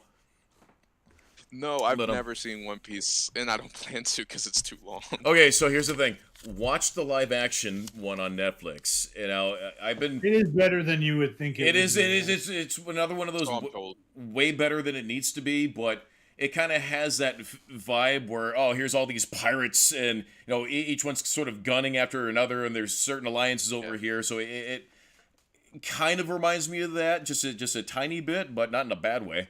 If you haven't watched it yet, I wouldn't watch the anime because I'm not going to sit through 13 bajillion episodes. But the 1,100, I think it's at. Oh my god! I tried to watch it. I don't have a problem with the show being long because I got nothing going on, but the anime was too goofy for me. I have limits on anime. Like, I like anime, but if it gets too silly, I can't handle it. And it's a cultural thing. I don't get that humor. And so, but the live action show, I guess it reined it in just enough that I was like, okay, this is really good. I really enjoyed it. But anyway, yeah, I kind of see what you mean, but because I almost see it like kind of X-Men vibe, like everybody's got different abilities and everything. Yeah. So I dig it, but so Jack doesn't have any powers, and you said it's manipulation. So is that like tech he's using, or? The metal isn't even in the first arc. It's not going to be explained how it works. Well, it will be explained kind of how it works, but basically the metal is a foreign object. It's not him. So it's sort of like the symbiote, kind of, sort of. Yeah, I was thinking that too. But it's not Iron Man. He had a symbiote suit. I don't know if you remember. I would say that's more similar. Yeah. It's more of an extension of his will, but the outer layer and then the inner layer ingrained into his muscle fibers, which is why his eyes are silver, his hair is silver, and he's not a redhead anymore. See, I like the cover art because you really show off the color of Jack with his powers and how the metal kind of interacts with him. I was going to yeah, but I like black and white books. I don't think you see enough of those because I don't know, something about black and white art I just really dig. And Kirkman did it really well with Walking Dead. Yeah, it also it puts a kind of, because you can, with black and white, it's really easy for it all to just become a mess. So it really challenges the artist to put forth the kind of, to see what's going on. And I think they achieve it extremely well in Super Killers. There's never a question. I never look at a panel and go, right, what's going on here? or like, you know. And so I think that, yeah, just the visual is really good. There was, I mean, if I'm just going to be a little bit like tiny critique, some of the speech bubbles I was having trouble following, Yeah. and Yeah, that that's was a the only language one. barrier I thing. have one critique, and I was trying to find it earlier. There's one word missing in one speech bubble. It's on page 4 of, I think, issue 2, where the word is no, like KNOW. It's absent in the sentence, but you know, I instinctively read it because, you know, the brain kind of assumes ahead of Yeah. time what you're reading. It was one of those where it's like, "What?" And like I reread it. I had to keep rereading it a little bit because of the speech bubble side. But other than that, it's just a very minor critique. You know what? It's different in tone entirely, but I've talked about it before. It's one of my favorite villain-based comic books. Is the Elric series, which also originally was black and white. You did a pitch to I that, didn't you? That was Yeah, I a did that was a a movie. good pitch. Have Yeah. you ever read? I know I've talked about it with you, Gus, but have you actually ever read Elric at all? Nah, I don't think I've heard of it before. You Oh, mentioned it that one Elric time to me. is it's kind of like a fantasy world. The main character, they're like elves kind of, and they're kind of the true masters of Earth. And the main character is the leader of the elves, and they are flat out sadistic and evil. Like, I mean, to give you an example, they go out, and he's like less evil than, well, he's still evil, but like the rest Just of them get off on killing, he just doesn't. That's the best way to have a villain protagonist, honestly. Yeah, he's just so bored with it. Just bored yeah. with Well, killing. they go to this town, and the humans, they recognize these overlords, so they're like, yeah, let's take care of you. We'll give you food and everything. And then one of the boys, this little boy, starts asking Elric questions about elves and stuff, and he's like, yeah, no, you don't understand. We killed your ancestors. We don't care. We're gonna kill you all tonight. And so they kill all of them, all the children. They just wipe out the village. And then like all of the elves are like, yeah, thanks for doing that, Lord Elric and stuff. And he's like, yeah, you guys needed it. And that's it. And the main antagonist of the series is his sword. And it's this really dark. The only thing, if you ever read it, you have to be okay with, like, there's like this kind of dark, sadistic, sexual kind of Oh flow yeah, going I'm a through. big Berserk reader, so don't worry about that. Yeah. Like, and so there's a lot of that, but it is, yeah, it I loved it. It was one of the best, like, dark evil. The only thing is, I think, I guess where it differs from your comic is like, uh, and maybe you'll address this later on. Obviously, we're only 3 chapters in, but like, um, there is a certain tragedy to Jack and his character, but at the same time, I feel like he's the one we're rooting for and everything. Like, Elric is just sad from the beginning, Mm-hmm. and like he's like Cap with Mister Freeze. Like, Jack Go isn't ahead. meant. Well, I mean, I don't mind if people root for him because people, you know, the rule of cool. People just like him because he's cool. I've seen Yeah. that happen. Rorschach. I, Yeah, I like Gus Rorschach. is a big Rorschach fan. Yeah, I judge people by their actions, not how they think. That's part of the reason I like him. Right. I mean, he saved them from the lie, so that's what it comes down to. But anyway, Jack is more supposed to be, you know, the whole empathy versus sympathy thing. You're more just supposed to understand how he got to that point, not so much as I would be the same way at that point. You're just supposed to understand why he's that way at that point. The Right. tragedy of it all. Yes. No, see, I love it. Yeah, I love it. And again, what are your impressions of Icod? I mean, Oh. like, we don't really know anything about him yet, but like, it was just overwhelming power, and then we actually see the reveal of him, and I was just like, holy fuck! Right. Like, it actually reminded me of, because I've been playing, like, since I got back from the hospital, I'm having a hard time doing anything else but play Baldur's Gate. Hold on. And in this evil playthrough of Baldur's Gate, right? Sort of evil. Like, I'm trying to be evil, but like I rescued anyway. But I go against this. I run into this girl, and she's talking about the power she has, and she's like, she's like, yes, I have the power to give life, and she's like, magic, and then she's like, or take it away, and like one of her underlings just bleh, and then dies, and like it reminded me so much of that scene. I was just like, holy shit. The only thing, it was a giant troll, like, so it's a little bit different. I like fantasy stuff. Cap is more sci-fi than. I think that's also where we come together. Yeah, I lead into the sci-fi as well. But see, Frosty and I can both agree to Masters of the Universe is both fantasy and sci-fi. We can both live in harmony. You know, we didn't do a review of that, so let's actually. Oh yeah, that's right. Yeah. Did you see it by any chance, Gus? Revolution. Yeah. I've been needing to watch just Revolution, but no, I didn't get to it. Oh, okay. Well, we'll do a spoiler-free one. But anyway, so is there anything else that you wanted to promote with Super Killers? I'm gonna go ahead and post a link to the to your Webtoons thing, so people can find it. I'm gonna post that in the comments. But yeah, is there anything else you'd like to promote or discuss or bring attention to? Oh, I'm just super hyped about the main antagonist now, and yeah, I cannot wait to find out more. You finally get to play with your toys. Like, I got this cool. Finally Let them rip. All these fight scenes I've had in my head for so many years. Now, first you see that, like, Act 3 was just very hard for me because I had to get through a lot of establishing. So Chapter 3 was very bear with me in sense of Jack doesn't even transform, if you notice, in the third chapter.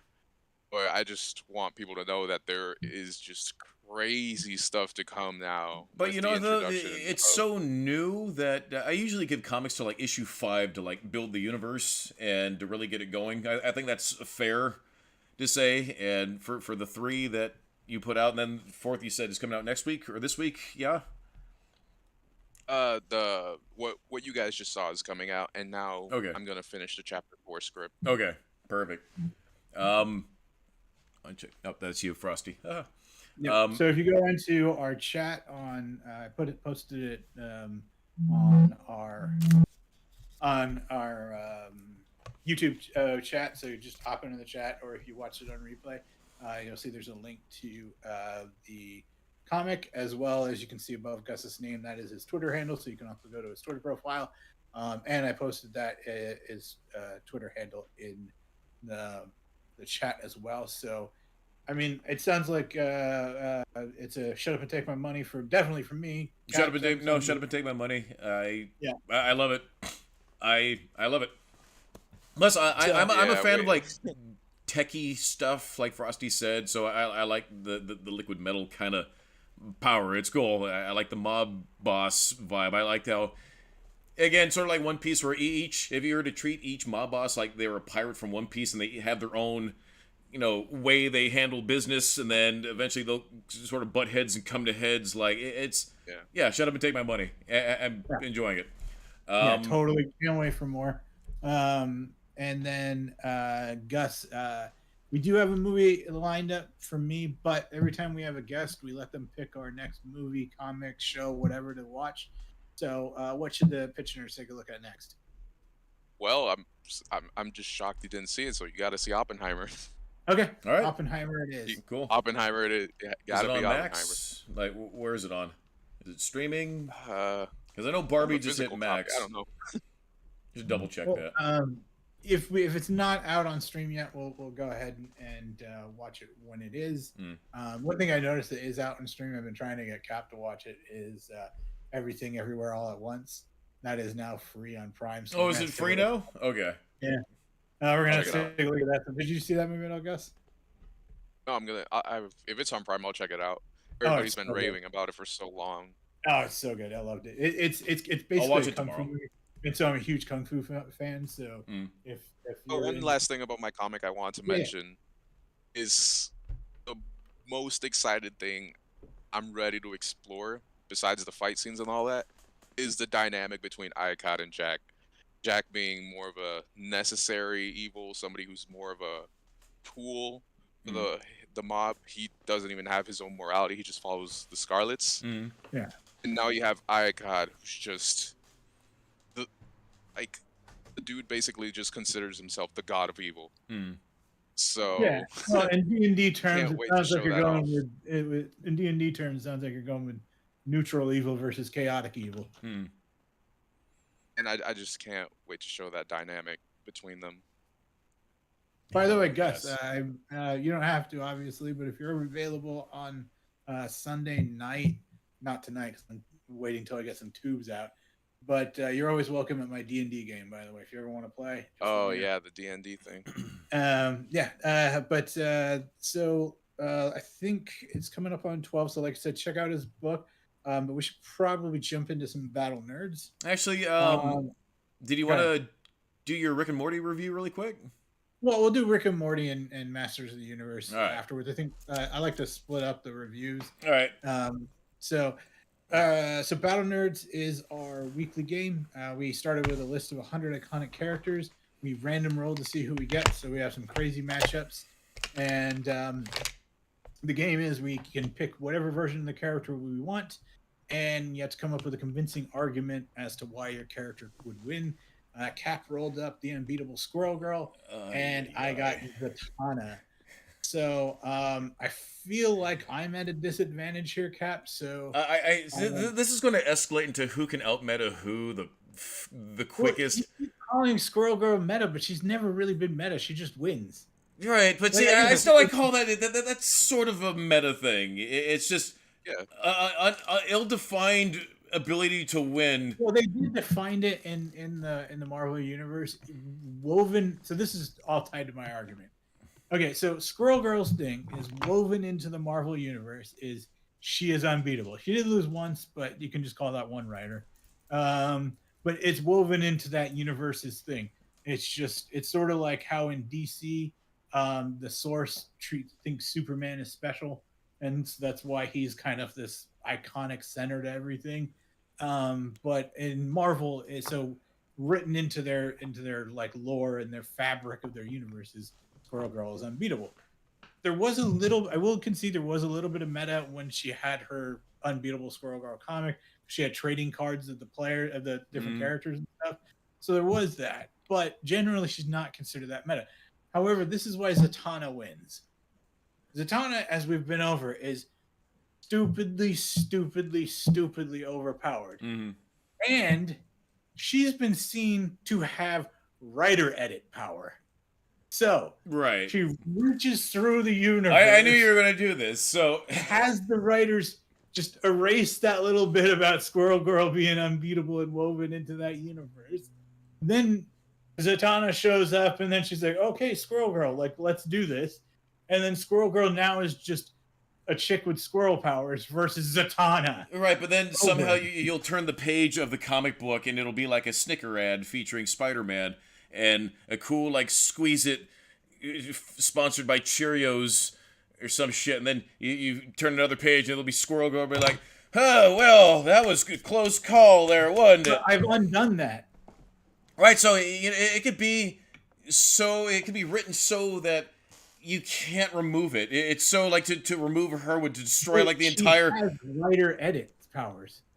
Right, but then, but see that Squirrel Girl's power is just somehow stupidly overwrite that. So okay, writer edit power. Then the writer, I don't know, gets like diarrhea and has to go home. Maybe his kid gets called into the principal's office, so another writer has to come in and be a shoo-in. That's how Squirrel Girl power works. I disagree because her power is actually like they've explained it, and therefore because it's been explained, it can be overwritten. So that's why, and Zatanna has the power to override stuff like that. So just by that pure quirk, we've picked the one character that can take down Squirrel Girl. Thank God. Because Zatanna has writer edit. But you're saying she overrides that anyway. So I would say that she overrides that anyways, because that's just how Squirrel Girl works. Like, in the process, and we won't even see it happen. I'm just speaking out loud as to what could happen between the Fruit Loop ad and the Go-Gurt when you're turning the pages of the comic book. It's something stupid will happen, then there'll be Squirrel Girl by like, oh, wow, good thing, something, something, something. And good thing Go We ahead. know that it can happen though because it did. She lost once. Okay. It's So because we that know one. that a writer can override it and the world doesn't destroy. Right, but we also know that Satanic has also been defeated. Can be defeated. She's not, you know. Well, I mean, has she? I can't think. I mean, she's been defeated in like stuff that isn't the comics. But I mean, it's not can she. The question is, Zatanna is not unbeatable. Right. The question is, how do you beat the unbeatable? Right. And I found the loophole. But let's hear Gus's take on that. Gus, what do you think? It's DC Zatanna, right? Yeah. Yeah. DC Comic Zatanna. Like, stupidly is there overpowered. even a I love limit? Zatanna. My youngling loves I mean, Zatanna. here's the thing. It's so simple. Can't she? I don't think I've ever seen a limit to. She can just say anything backwards and that's it. Yeah. Sort of. I mean, the things that she's done that is like really like Her feats mind-shattering. are mind blowing. Yeah, she reached through like the comic world and then crushed it like a page and then threw it away. Crazy. And then her other thing was that she actually in one comic displayed the ability to edit what the writers are writing. And DC likes to do that from time to time. They did it with Superboy Prime or Superman Prime. Oh yeah, I actually kind of Superboy get Prime annoyed and, when they do that. Blackest Night, I think, did that with Superboy Prime too. Oh, really? I remember them showing it there. Yeah, they like came and gave him a hug, and they were like, "We're sorry, we did this to you." The writers, I was like, "What is this?" Anyway, so Gus, what are your thoughts? DC Zatanna versus Squirrel Girl. How does one take the win?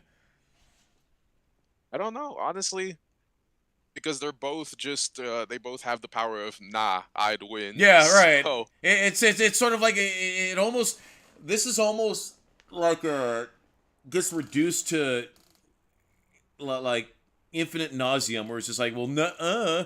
It's almost like a back and forth, because I can see it. Frosty explains all these things, and then because it's in the comic form, it's like, all right, cool, check out this Xbox One features, yes, and then there's your ad, and then there's Squirrel Girl. Man, good thing that writer had to go and pick up his kid from the principal's office, and this other guy stepped in to finish writing the comic.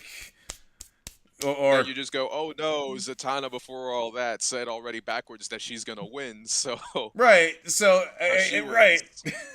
I don't know. Like I said, in my opinion, I found the one weakness in Squirrel Girl's armor, and we've seen it happen before. And for the case of Battle Nerds, it's not who wins overall; it's who wins right now. And so because of that, I give it to Zatanna. But Cap saying her power will override that. We're gonna go ahead and put up a poll on Twitter after. Yeah. I mean, just to kind of look at the leader poll right now. Actually, after the last Wolverine matchup, is off the list. Well, no, Terminator though, the T-800 Model 101, he has now nudged into third alongside Captain America. So first place is still Rogue with 5 wins, then Spock in second place with 4 wins, and then in third is Terminator and Captain America. So still not. That means we've got 24 fighters left. All of them returning champs except for Superman, Darth Vader, Megatron, and Arya Stark. So I really want to see Arya Stark versus Zora. That's the one I want to go. That'd be great. So let's go ahead and roll for next week's matchup. I rolled a 12. You've got Pikachu, returning champ. Pikachu. Yeah! Who did he beat? oh, hell yeah. I can't remember now. It's here. Dream Solaris says, that's a nice argument. Unfortunately, I said that the universe explodes backwards once 5 years ago. So Pikachu is going to be taking on Bender Bending Rodriguez. Fuck yeah. Pikachu! Which Pikachu we talking? Well, then we can pick whatever version of the character we want.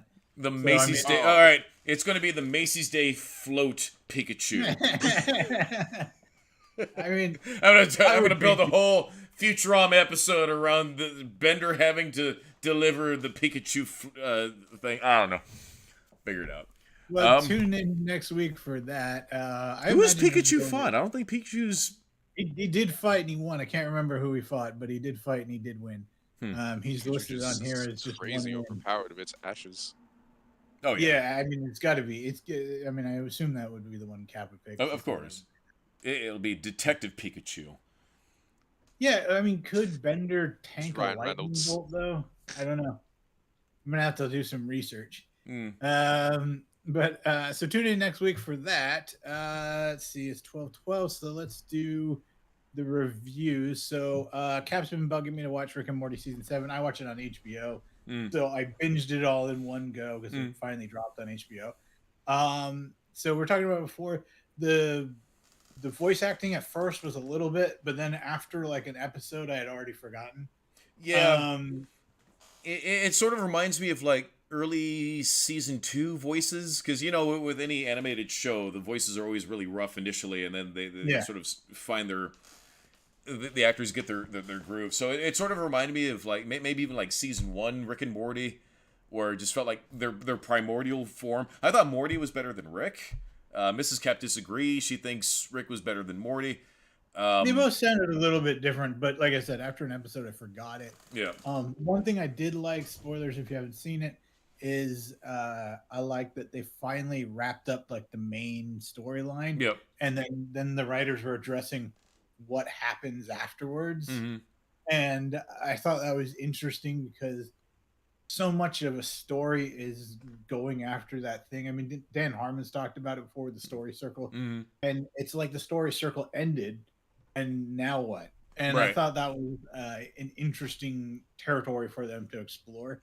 It was hilarious. The show is clever. I mean, everything you love about the previous seasons is all there. Right. I mean, it's shut up and take my money. I had a blast. Like I said, I binged it in one sitting. Granted, I don't move much, so it's easy for me to do. Well, I mean, so going back to what you said about Dan Harmon and how he does his stories, his story arc. I borrow that from my pitches. Right. So with Rick and Morty, we've discussed this before. Rick and Morty is a tragedy. It's wrapped up as a funny poo-poo joke with lots of wieners, but it's a tragedy. And it's not about, okay, everything is wrapped up, but then where do the characters go now that they've, overcome that? How do they pick themselves up? They just have fun and like they don't care. Like they did that Clips show episode this time. Oh yeah. And they have with the geodes. Episodes. Yeah. Yeah. So it is there, but I mean, my favorite one was the interdimensional cable. Of course. I thought that was a. Oh right. Gus, are you a fan of Rick and Morty? I dropped it right after they finally did the evil Morty reveal. It kind of left I'll be honest, left a bit of a bitter taste in my mouth. How they just kind of rushed it, like, okay, we finally did it. Now leave us alone about it. And I was like, Oh yeah, okay. But see, that's like a major plot point that comes back in it with evil Morty. Yeah, you find out more and more about him, and like he actually, again, spoilers, but season 7, he surpasses Rick. Yeah. He actually is the bigger, more powerful being, which is interesting. Right. My favorite episode though was the mob episode. That was great. Like I love that. He wants a milkshake. Yeah, but then at the same time, the mob boss, like, he didn't really want to be a mob boss, but he was like, I have to do this because he was like a victim of circumstance. He's like, people wouldn't respect me if I didn't try and take down God. Right. And I love that about the character. I thought it was a really interesting story. But I did, like when he realizes that, like, because he's a huge fan of Rick and Morty. And like, when he realizes, like, you idiots, you got Morty. Like, can we get you a milkshake, sir? And then, like, we don't know what it is, but we'll get you one. Yeah. It was great. That was my favorite episode. No, that was great. I did like the Hugh Jackman episode. That was fun. Oh yeah. Like, just Hugh Jackman. Don't call me Wolverine. He wrote Caribbean Queen. I like it. Was that actually him doing it? No, that was him. That was him. I thought so. Yeah, I love it when actors play themselves, but as like douchebag kind of characters. Like, right. I think that's hilarious. But anyway, shut up and take my money. Shut up and take my money. So we'll do a spoiler free because Gus hasn't seen it yet. Masters of the Universe Revolutions. Fucking loved it. I was in the hospital, right? Mm. I've got tubes sticking out of me. I'm in tremendous pain. I can't move. Nurses keep coming in and touching things I don't want them to touch. And I was miserable. That was the worst 6 days of my life. I mean, I was literally at a point where I was like, what did I do in my life? Am I a terrible person? Like, how did I end up here? Mm. Like, it was horrible. 2.5 hours, I was not in that hospital bed. I had my laptop, I put it on, I was transported to the realm of Eternia. I had a blast from beginning It was to end. so good. I saw this before you, and the moment I saw it, I'm like, bro, get on this now. Get on it I was in the now. hospital. I didn't have my know. laptop with me. Oh my god. That's why I want Yeah, to see actually, it. Kevin Smith responded. I sent a message to Kevin Smith saying, like, dude, your fucking movie, I was in the hospital. Like, thank you so much. He didn't say anything, but he liked my tweet. So I'll take it. Fuck as a yeah. win. That is a win. Oh, I love doing that. That is a I win. get likes. Go ahead. That's the best feeling, honestly. I've gotten like 3 likes from Rob Liefeld, and just the best, honestly. Yeah. I met him before. He's a cool dude. Well, Really? I'm pretty sure that means that Kevin Smith and I are best friends now. In So, some cultures, I could argue you're married. Yeah, I actually did meet him once. It was really cool. I was at Lead Up. It was an event from, I don't know if you guys remember Tech, what was it? G4? G4. The tech channel. Mhm. Yeah, Kevin Pereira hosted a thing, and I bought VIP passes for me and my friend, and we got to like meet everybody, and Kevin Smith was there. It was really cool. But I'm a big Kevin Smith fan, and I know it's controversial. I love Revelations because it picked up where the cartoon left off. Mm. And then especially that scene where it's like, get to safety, and they're nowhere safe. There's one place behind me. Behind And he me. charges the fucking army. I was just so hyped. But this surpassed it. It And was so honestly, good. I'm not a fan of transformation scenes. I'm not even that big of a fan of romance and all that kind of stuff. But that scene where like Tila's flipping between the different Eternian gods and stuff, and then like Adam's there and he's like leaping, and then he grabs her, and then like they're like held aloft, and then he's like, by the power of Grayskull. He just whispers it, and then they do that cool double transformation. That was the best animation I've seen in a long time. I loved it. The whole thing was awesome. So the Awesome only fight. the only fault of the first season was that they released it in 2 parts, and the internet rabble who was accusing the show of being certain things, it just allowed them the room, that it allowed them that space to just I agree. I think to you make need that to say hate. both parts It come could have out been together. one part. I'll blame Netflix because they've shown their willingness to give small chunklets of things. Part 1 was kind of Tila's part, but part 2 was more Right, but it was Adam's part. still it was Tila's. It was focused on Tila, but it was still He-Man's story. It was The thing just is, focused on Tila. If you were a kid like me and you watched the show back in the 80s, Mm. that was the biggest plot point that was never resolved. Hmm. So I can totally understand why, if you were a writer and you watched the show, you would be like, well, what should I make it about? There's this huge freaking plot point that was never touched upon. Right. And like what happened? I get why you went there. But Unless, do you have any thoughts? I know you haven't seen it yet, but do you think you're going to watch it? I don't think Please you were a watch big it. fan of I Revelation. think I'll watch it, but I think I have a bit of a different investment on it because I didn't watch the original show. I grew up with the 2004 show, and that plot point was actually addressed in that one, and I just love it. Well, so Yeah. I am such a massive He-Man fan. I was actually potty trained to He-Man. Whenever I went to the bathroom, I got a star on the fridge.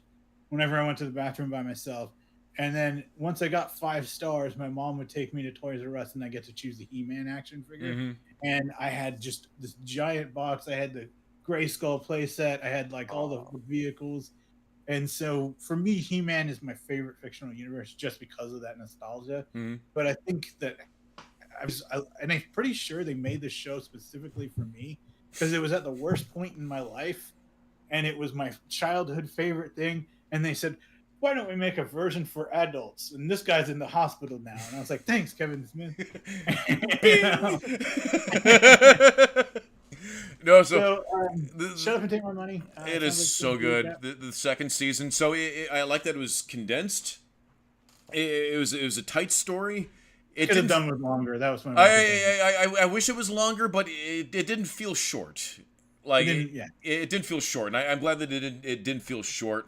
God, I forget the dude's name, but the red dude with the bug eyes.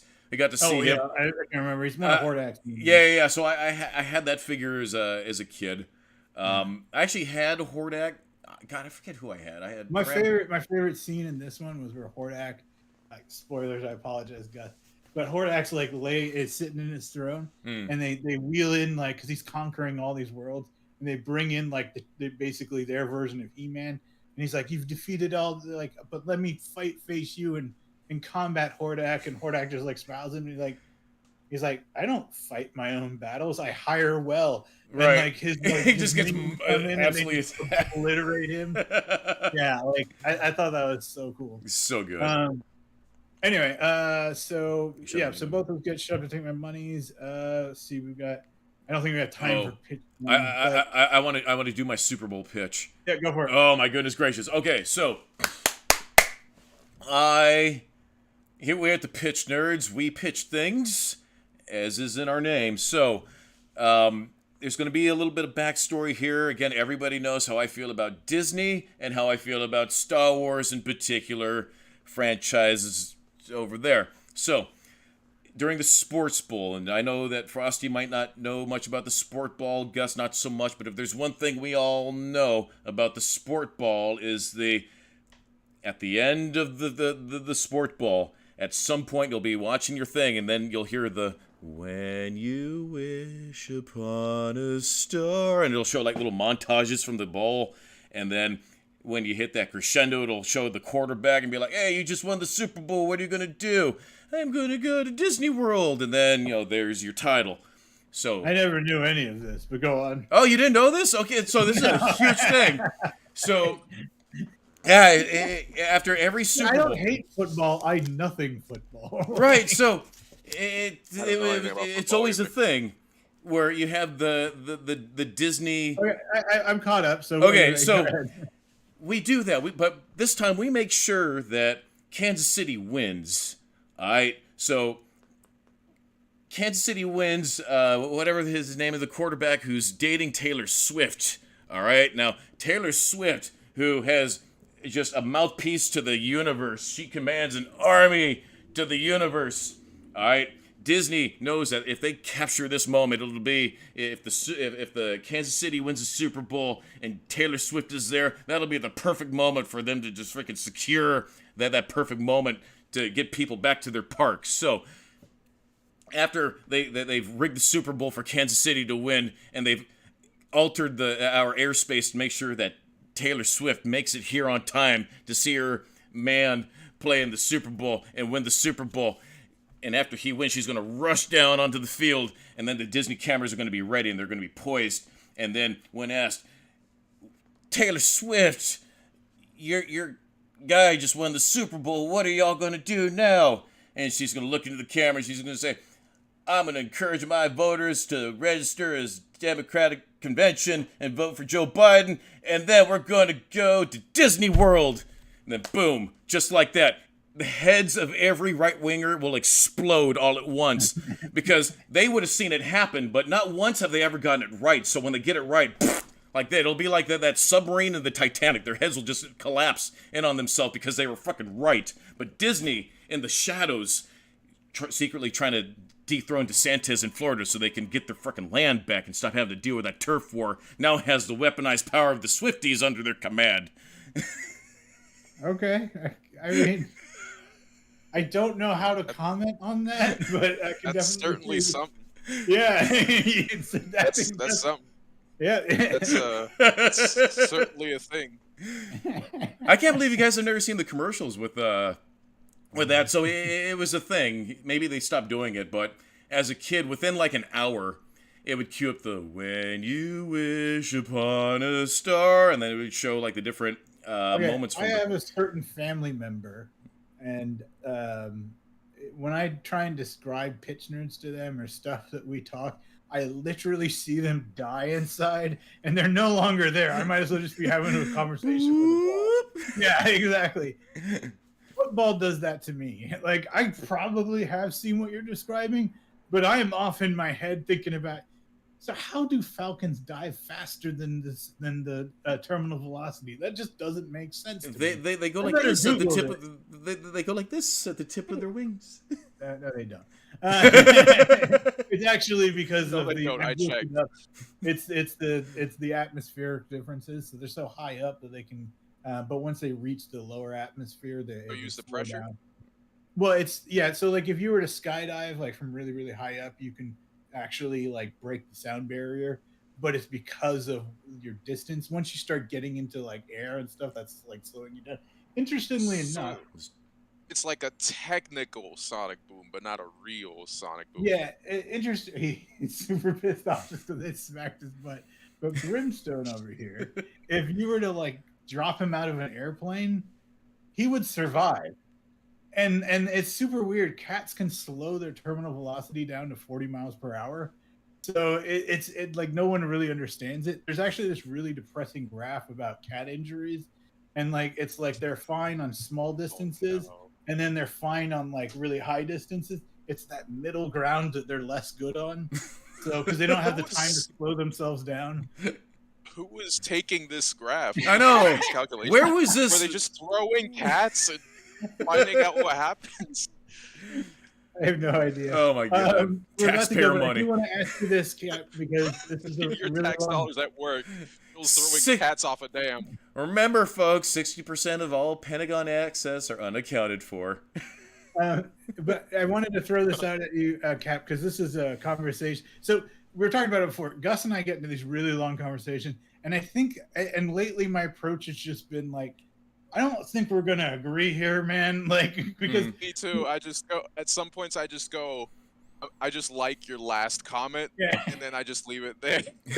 It's because like both of us, I think, make excellent points, but like we're just have different opinions. That's so you're saying you're both woke? Ah, both of you are woke. No. Ah. So we threw this.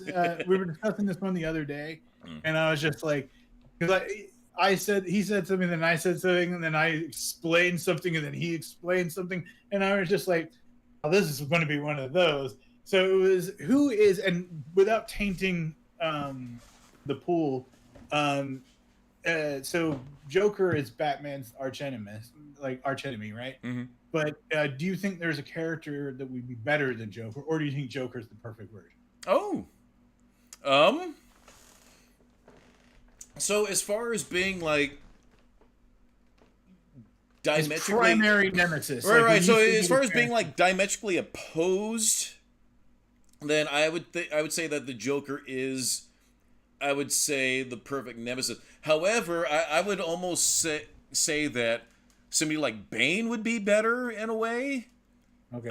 If written better, just because he's Batman, but of a different origin in a sense, where where Batman in a sense is sort of trying to, I don't know, preserve the legacy of his family, remember his family. Bane was fucking in prison because of his father's crimes. I think there's some wiggle room with somebody who knows how to write better nuance than me. Could potentially write somebody like Bane into being more of a... He was the iconic one that broke the bat. Right, exactly. But maybe he never did anything again. So Gus's thought was the best. I forget what the original guy who posted someone said. Before mentioning who it is, Cap pretty much makes the same point I made, but with a different character. Okay. Okay. Okay. I think it's basically the same point. Okay. But let's move it to. So it depends on how you groom the character. Who's writing? I mean, Joker. I love the Joker. Joker is one of my favorite villains of all time. Period. Mark Hamill's Joker is probably one of his best performances. Period. Yeah. But I mean, I think I like Joker because it's the we were talking about it before. I think it's the yin and yang of the two characters, right? Because they're both insane. But Batman, dealing with his insanity. Like in D&D terms, there's lawful and then there's chaos, Mm-hmm. and they're opposing forces. Right. So Batman's lawful and Joker is chaos. Right. But they're both in the insane realm of the two, and that's what I liked about it. I mean, right. But do you want to say? But see, I agree with that. But y'all making me think harder. So Okay, well, I mean, he had an opinion on it. So go for it. Ra's al Ghul.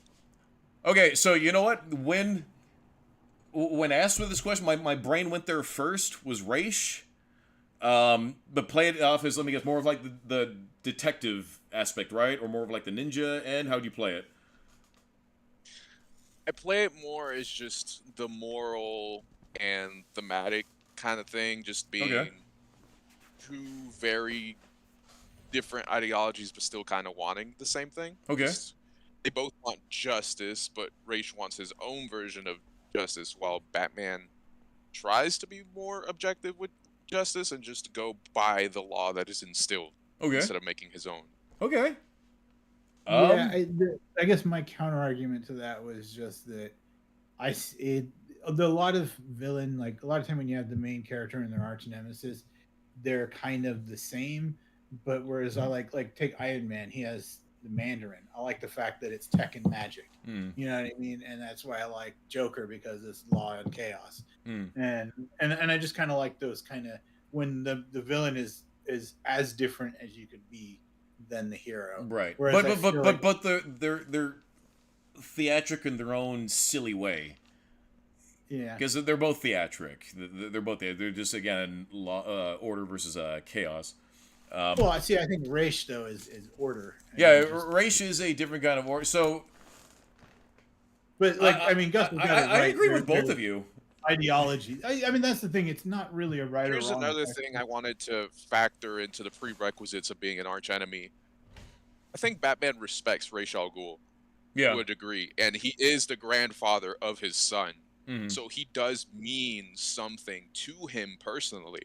Yeah. Joker, at the end of the day, Frosty told me it doesn't matter. There's different versions, but generally, Joker, outside of killing Jason and all that, doesn't really mean anything to Batman. He's literally just constantly vying for attention, whether it's the Arkham version or the DCAU version. I'm thinking more killing Joke. I'm thinking killing more Joke. He just wants his attention and to win and prove a point. I think Batman refuses to acknowledge him. Yeah, I don't know. See, in the comic, like, I think Batman's the only one that gets how dangerous Joker is. Yeah, people write off. I definitely understand that. And Batman's like, no, you don't understand. And I mean, whatever your feelings are in Justice, I think it's one of those times that we really see like just how dangerous Joker is. Right. Because Batman's the only one that can deal with him. And that's the thing. Joker, like I mean, because different people don't like Injustice. Tyler from Imaginary Access, I know that he sometimes checks out our show. I know you hate Injustice, but whatever your opinions are. I love Injustice. I know you do. I know. I like Injustice until, the ripple effect it had where people think Superman can snap, and it wasn't just an Elseworlds. That's what bothered me about it. Yeah. Okay. Fair point. But I never thought my of it. point is though, like Joker goes, I'm tired of going up against Batman. I'm gonna go up against Superman. Joker was bored. and that's what I loved it. There's an amazing comic about that, actually. I remember. If you don't mind mine.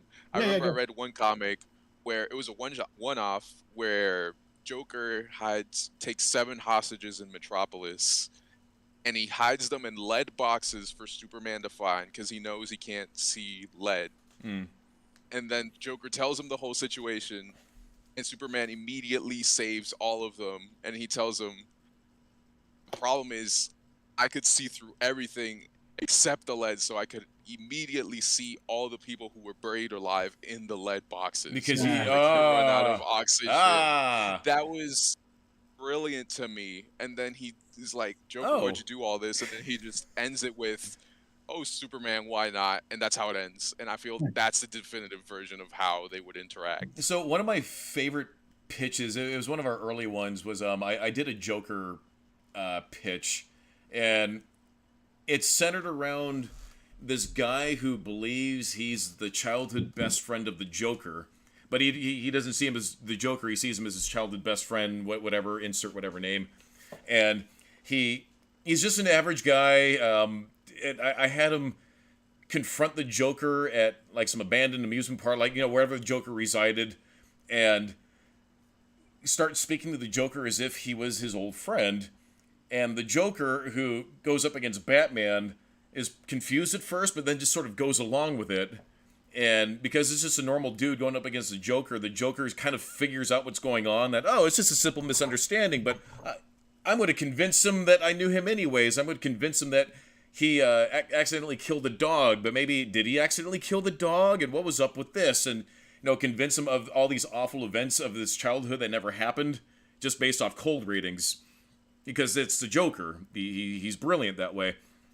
And meanwhile, he would still have no idea who this guy is, and then end it with this guy saying, this guy just defeated, like, oh my god, I can't believe I did this. I'm an awful person as a kid. That explains how I grew up to be this failure, and blah, blah, blah. All of it's bullshit, but, the Joker's just that good. That's really good. But it's like, well, what do we do now? And the Joker said, well, I guess I have to kill you.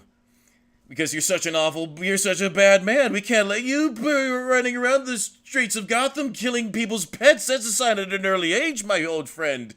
And it's like, well... I don't know why, but Dog Wilder just jumped into my mind. Remember that character? This reminds me of that one Joker story with Johnny. I don't know if you guys ever read that one. Which one's that? Where a henchman tries to befriend Joker, and it's the one where Joker skins a guy alive. Oh, God. Oh, so... Ever seen that? No, all right. So that's kind of where I'm going. So, the guy knows me a lot of that. Somebody trying to get into his Joker psychology and all that. But it's the Joker, like the Batman. Is the only human who can really understand the Joker, but even just barely. The average dude, the Joker's gonna have a field day with you, and I wanted to play with that. It's like, well, just how can we explore that? So after the Joker convinces this guy that, oh, you're a piece of shit, I need to kill you because or else, you could become like me, and I can't have a competitor. But then the guy's response is, well, you can't do that because that'd be a cliche, and that wouldn't be funny. Trying to be like, oh my god, panic mode. Maybe I can try to outmaneuver the Joker, and the Joker's like, oh, maybe you're right. Perhaps I am better than an old cliche. Okay, Bartleby, whatever his name was, farewell. And then he thinks he's going to walk away, but Joker shoots him in the back anyways. And Harley comes out of nowhere. It's like, Puddin' was at the DoorDash. You've been down there a long time. It's like, honestly, I have no idea who this was. Here, let's go, Puddin'. Let's go and, throw on some One Piece something. Say what you want about the show, because I don't think Gus is a fan, but the Joker in the Harley Quinn show so good. Is one of my favorite versions. So good. Because he's the same Joker. The same. It's but he's like concerned about like his kids going to school and stuff. He's like, I will destroy her, and it's so good. It's a different type of chaos. It's funny because the Joker is all about being the antithesis of Batman, right? Well, Batman was starting to become the man. He was becoming the big industry, and Joker's against that. Well, how am I going to defeat you? I'm going to run for mayor. It was Batman actually went to. We're talking prison. White Knight. Oh, that's not White Knight. No, it was. So the Harley Quinn show did the mayor thing too. Yeah. Right. But Batman. Oh, okay. I thought this was White Knight. No, there's Harley Quinn. But Batman. That's right. He goes to prison. Yeah, and so Joker's got nothing to do, but Joker. It was tied to Harley because he lost his memory and he ended up with like a wife and kids and stuff. And so when he came back to being the Joker, he just liked being a suburban dad. And so, but it was still the Joker. It's really weird though, because like the wife and kids, like later in it, they like join him in evil and stuff like that. Oh no. It's super weird. His wife is weirdly just wholesome. like Latina woman. Yeah, I was gonna say his wife is like a Puerto Rican gal. Yeah. It's really weird. Making plantains for the Joker when he comes home. He's trying to take down this one girl. This one woman runs the PTA at his kid's school, and he's trying to like get some kind of thing introduced into his kid's school, so he has to go up against the head of the PTA, and like that's the plot. It's super weird. Harley Quinn is so good. I don't think we've finished watching the latest season. I did, but we gotta wrap. Yeah, we should probably wrap it up. So, for everybody who watched, thanks for watching. For those who participated in the chat nerds, Dream Solaris, thanks for chatting with us today. Mr. Gus, thank you for coming on and talking Super Killers. You are welcome anytime. It's always good when a show goes over by a few minutes because we're talking nerdy things. Tune in next week where we will be discussing, my goodness, what was our pick for Behold Nerds?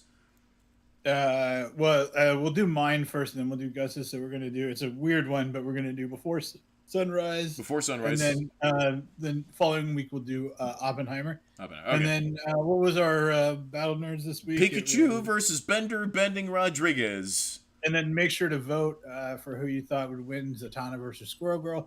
And then make sure you check out Real Super Killers and his comics Super Killers. Like I said, the links are in our comments. If you're watching this afterwards, just go scroll up and you'll see it. As well as you can see his Twitter handle at the top. It's on his profile. Awesome book. Can't recommend it more.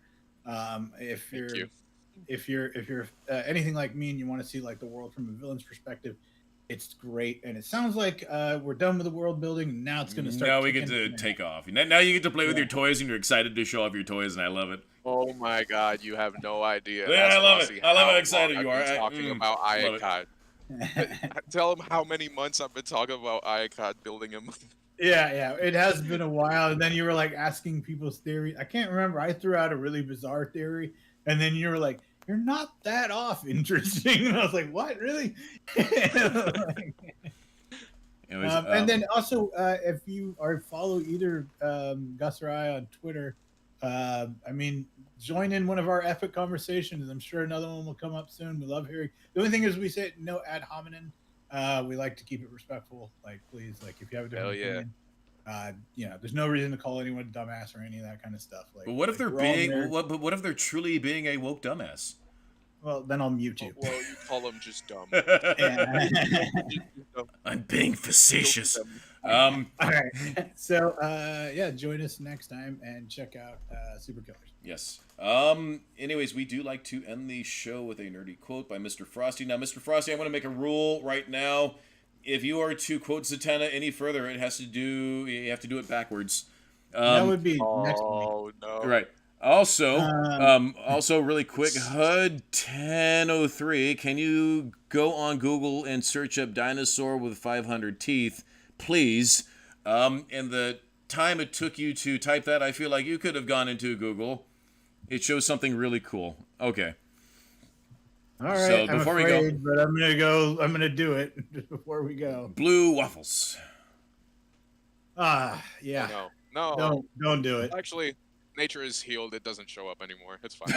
Yeah, but it's just. Good night, everybody. Wait, did we do the quote? I didn't do the thing. Oh, do the quote. Final quote. I'll be back. Hey. Hey.